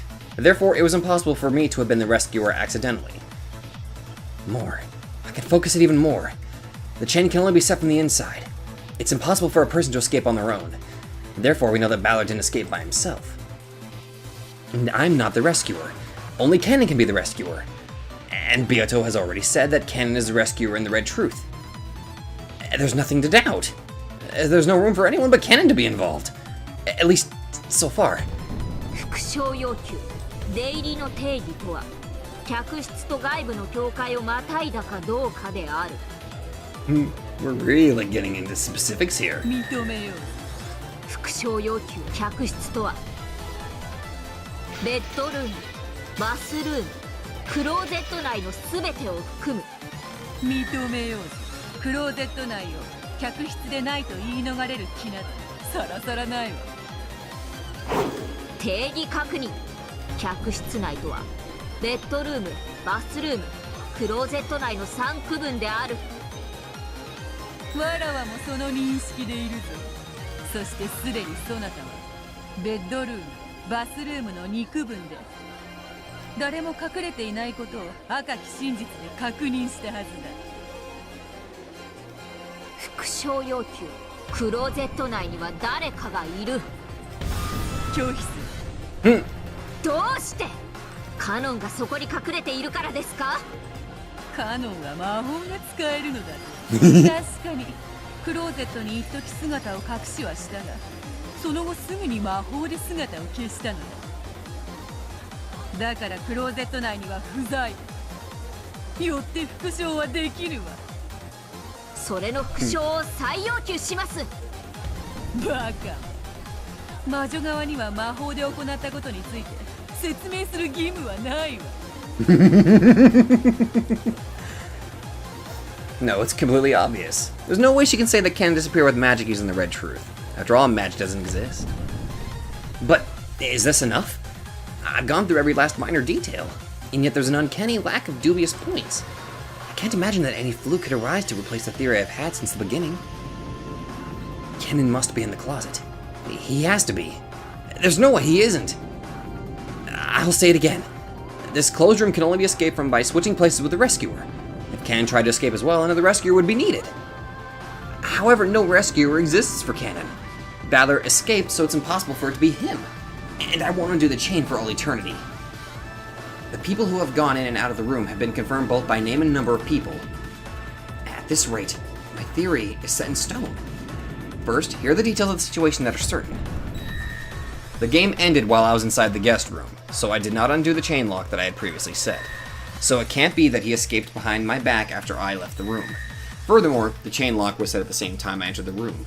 No one could have left the room during the few seconds between the time I entered and the time I set the chain lock.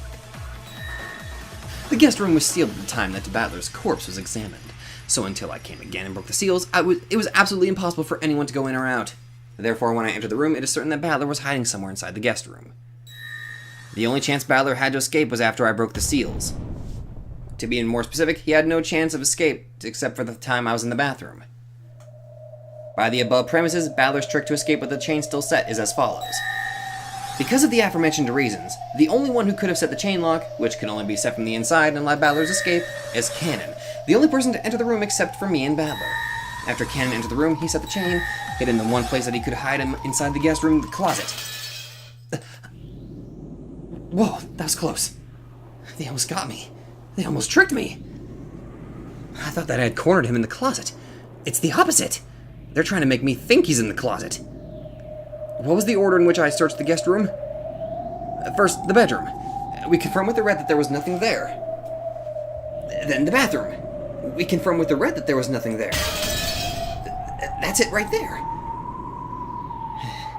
When we examined the bedroom, there was nothing there. However, while I was investigating the bathroom, Kanon slipped out of the closet and hid again somewhere in the bedroom. In other words, the guarantee that no one was in the bedroom was torn apart after just 1 minute. I've spotted it. This is the witch's trap, an attempt to lure me into thinking that Kanon's in the closet. The place he's really hiding is the bedroom.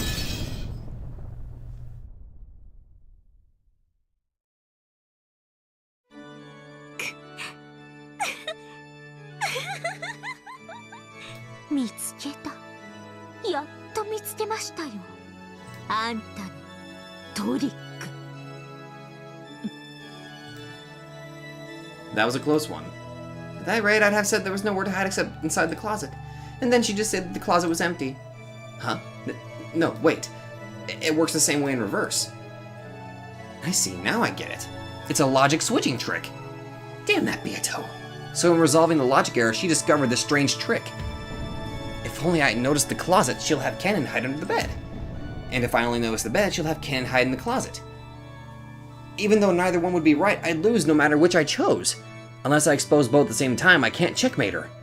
Incredible. I've never heard of such an unfair trick. If it was a sleight of hand, it'd just be a cheap one. If it was a mystery, it'd just be cheating. However, in this witch's game, it's a legitimate logic trick. In chess, it'd be called a double check. No, a discovered attack. Or wait, would it be a discovered double checkmate? Even though this sort of logic would be a foul trick in the mystery genre, in this world where witches and mystery war, it is such a refined board layout. The beautiful placement of the black pieces that corner my white king felt almost like an art. So beautiful that, if I were a god in some old legend, I might wish to stick it in the sky as a constellation. That beauty even brought tears to my eyes. For the first time, I felt honored at being allowed to participate in this game of truth and witches as a human. And ironically, it taught me, the one who had always believed in a single truth, that there isn't necessarily just one truth. If I just broaden my perspective, I can see completely different truths. And though each of those truths are true, they are incomplete if they are all you can see. In my life until now, just how many truths have I missed because I was blinded by some trivial truth? This is the truth of the world. 真実は一つしか存在しないというおごりが、たった一つの真実を見つけただけで、それ以外の真実から私たちを盲目にしてしまう。ありがとう、ベアトリーチェさん。まさか魔女にこの世界の真理を教えられるとは思いませんでした。Slowly, with a soft and quiet gesture like a flower opening with the morning dew dripping down its side, Erika raised her gun. 私の勝ちです。あなたのダブルチェック、見切りました。なら来るがよ。バトラの客室失踪トリックは以下の通りです。バトラは私の室内探索中、クローゼット内に隠れていました。そしてバスルームの騒ぎの間にチェーンを外し、室外へ脱出しました。この時、廊下にはカノンが待機していました。カノンは入れ替わりで客室に入り、チェーンを施錠しました。これがバトラ失踪のトリックです。そしてその後、彼ベッドルーム内に隠れました。私がベッドルームに不審者がいないことを確認した後のことですので、それは有効です。よって救出者カノンはベッドルームに潜伏しています。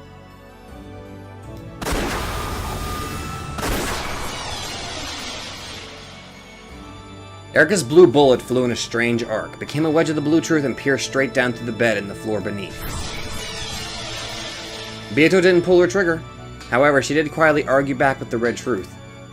ベッドルームにカノンは存在しない。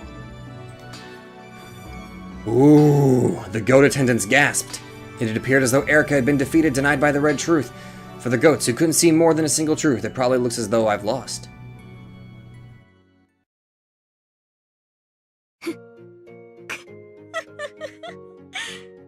次が本命です。これが並び立つ真実を知り得た人間の答えです。どうやら幻想物語では第二の晩までが終わってるみたいですし、ならば私が残りの晩を遂行して黄金鏡への扉を開いてあげましょう。あなたが負けて消えるならば、それ黄金のバラに包まれてがふさわしい。The fires of blue truth flashed at Erika's feet, and she loaded a blue truth bullet once more. That overflowing blue power was now making her entire gun burn with the blue flame. She wasn't aiming for Beato, she was aiming behind Beato. At the closet. ベッドルームを否定したならば、もう逃げ場はここしかない。死ね、カノン！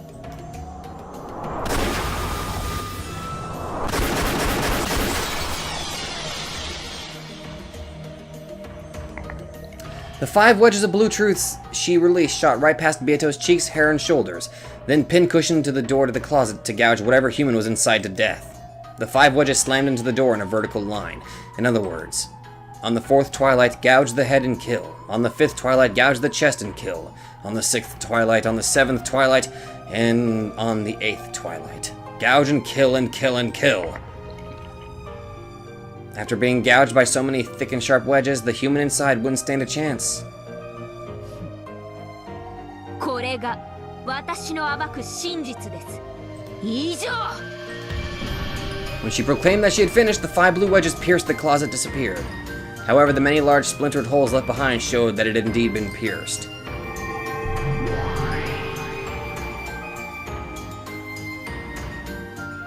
Then, as though this had finished the ceremony that led to the Golden Land, the room that had been created around them became countless golden flower petals and drifted away. By now, the duelists and the crowd of attendants were surrounded by the Golden Rose Garden of the Golden Land. However, the closet behind Beato remained. It stood there all by itself like a coffin. Then, as though teased open by a dreary wind, the hole-covered closet door slowly opened. Inside was a human figure. That figure was covered up to the head by what appeared to be a grayish robe. Of course, that also had large holes showing that it had been stabbed into. Eventually it became clear that this was not a robe, but a raincoat. If he had rushed here from the guest house, then there would be nothing strange about him wearing this into the guest room. Then, with a rustle, the raincoat lost its human shape, crumpled, and became a cloud of gold butterflies and disappeared.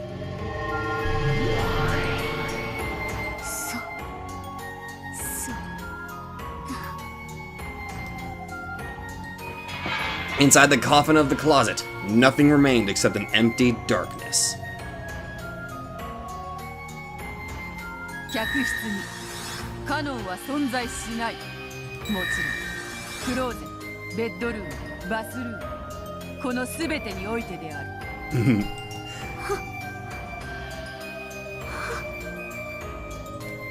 カノンはバトラーを逃がし、クローゼットに隠れ、そして魔法にて消えた。それが魔女の真実。以上だ。勝負ありです。それ以上は。勝者ベアトリーチェ Aha! The attendants let out a cheer. Virgilia's group couldn't help but scream and shout in joy. The 7 sisters jumped about in celebration. Then at the same moment, the 2 demons proclaimed Beatrice's victory. The head's ring worn by Erika, who was slowly crumpling to the ground, and the cursed ring on Balor's finger both burst. At the same time, Balor coughed violently. Balor was starting to regain consciousness.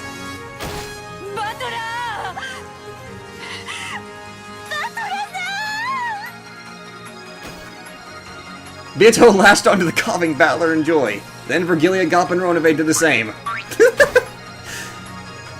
All the 7 sisters also crowded about him in delight. Oh my god, you're gonna suffocate him!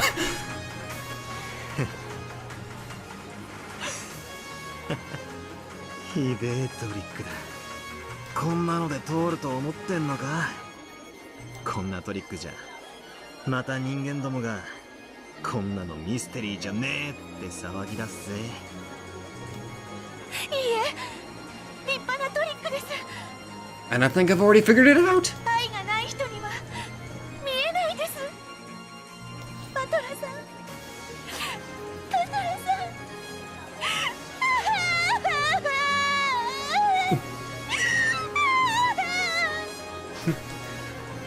エリカ卿、エリカ卿、誰かデートを早くです。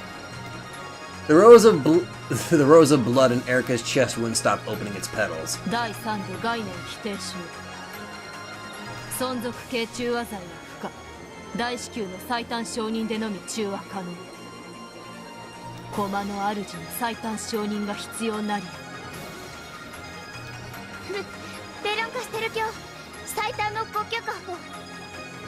I doubt she's going to. ベルンカしてる今日どちらに？式典警備隊に捜索要請。ベルンカステル卿を探したまえ。了解であります。オールシエスタデータリンク捜索態勢。卑劣。主が駒の決闘を見届けないなんて卑劣が過ぎると知れ。 That is Bernkastel for you. Not really cowardly. Erika, who was being held by Delanor, had already realized that her master was nowhere to be seen, and she didn't feel lonely. On the contrary, she was relieved that she wouldn't need to be brutally scolded in the last moments of her life. 神と悪魔たちよ、彼女の高潔なる散り際をどうか語り継ぎたまえ。高潔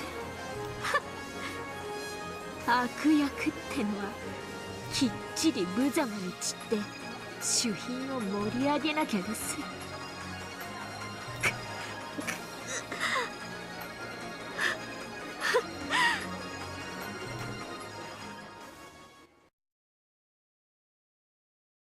I'm not anyone's piece anymore. I can finally control my own role. エリカ今日動いてはいけません。下がりなさい。下がれ! When Erika yelled with all her soul, those who surrounded her were forced back and fell on their butts. 私は真実の魔女フルドエリカ。真実の魔女とは真実に耐える魔女です。私はようやく自分の本当の真実を受け入れられそうなんです。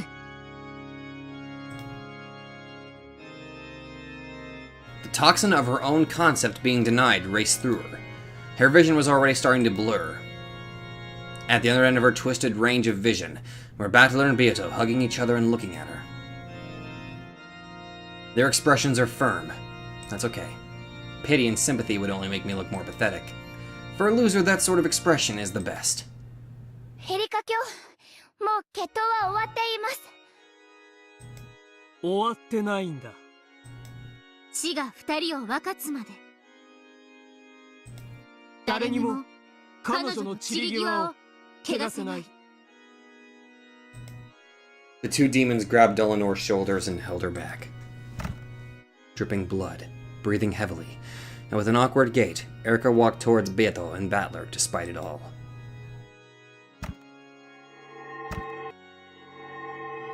As the blood dripped from her, it became golden flower petals which drifted away.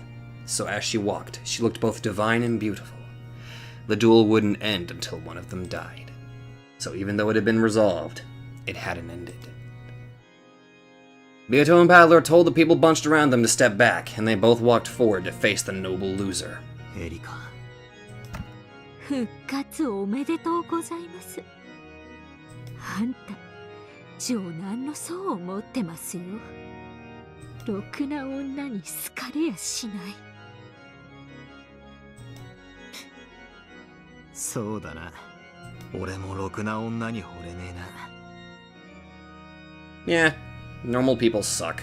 That, I mean, okay, I'm just... Blah, blah, blah, blah. Pretend you didn't hear me say that! ベアト。いいえ。あんたたちに頼みが。もう人たちを望むのですか？エリカ。受けようぞ。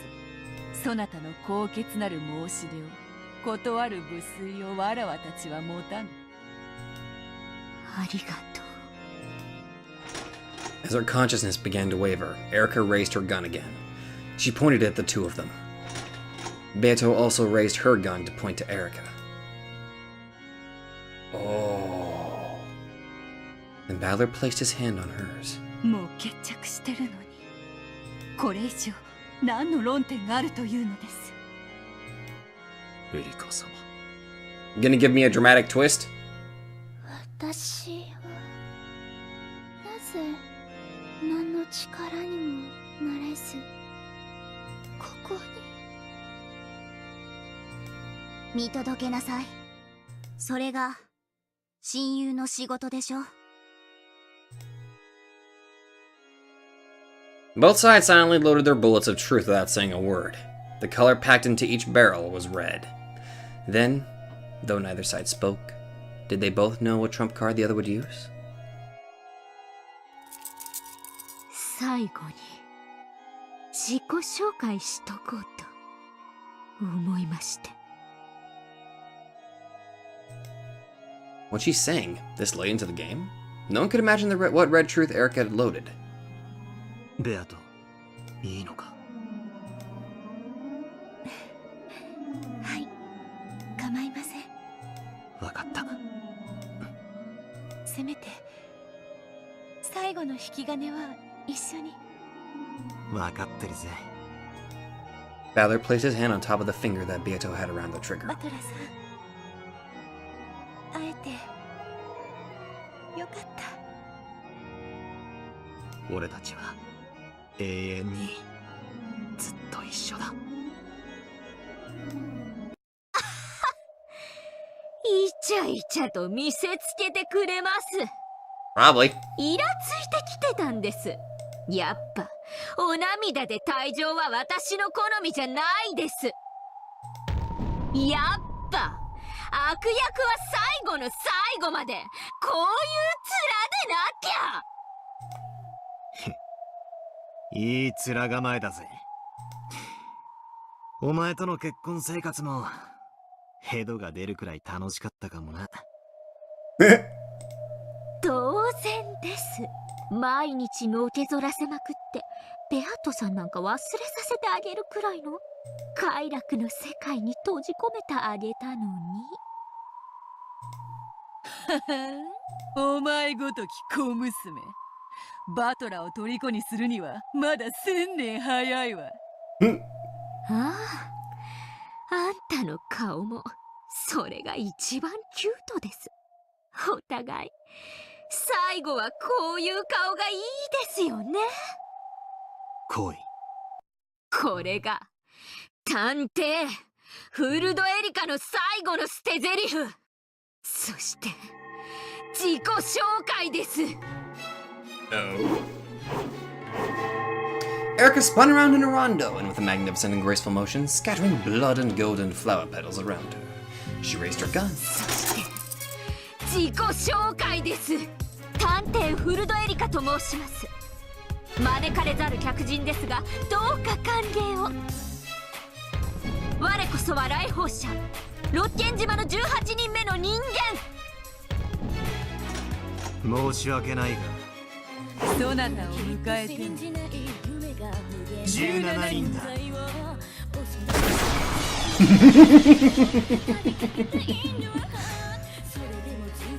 Oh, God, that was awesome! Whew, what's this song playing? It's a song I recognize, but this time it actually alive at the time of the game's suspension. But I recognize this theme, and it's being sung, interestingly enough. Okay. That is one hell of a way to fucking end it. Now I really can't wait for the freaking tea party. Ooh.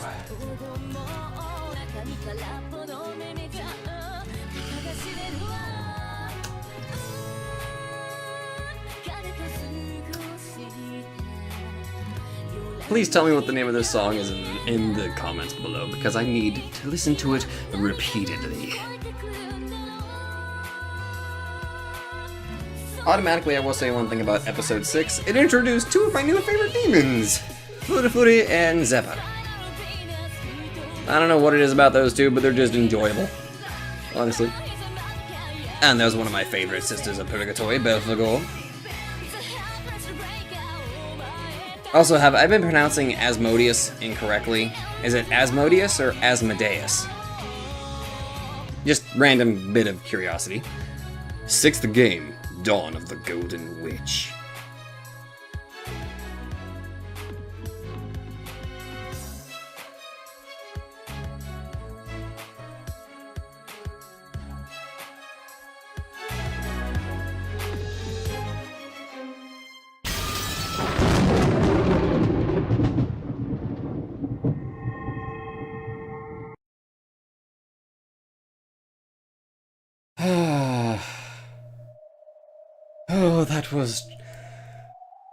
That was a treat.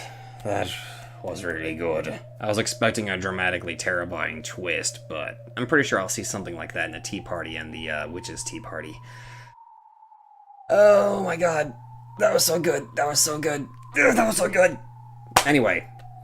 Oh, sorry, I hope my clap didn't freaking overload the mic there for a second. I hope not. But, yes. I think it was pretty obvious there are only 17 people on the island.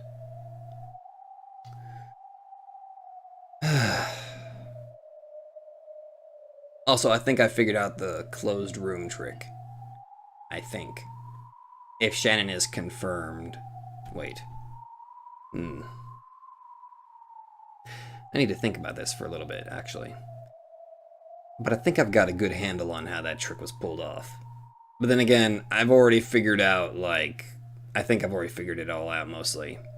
So what my theory going around right now is that Shannon and Kanon are technically personalities of sorts.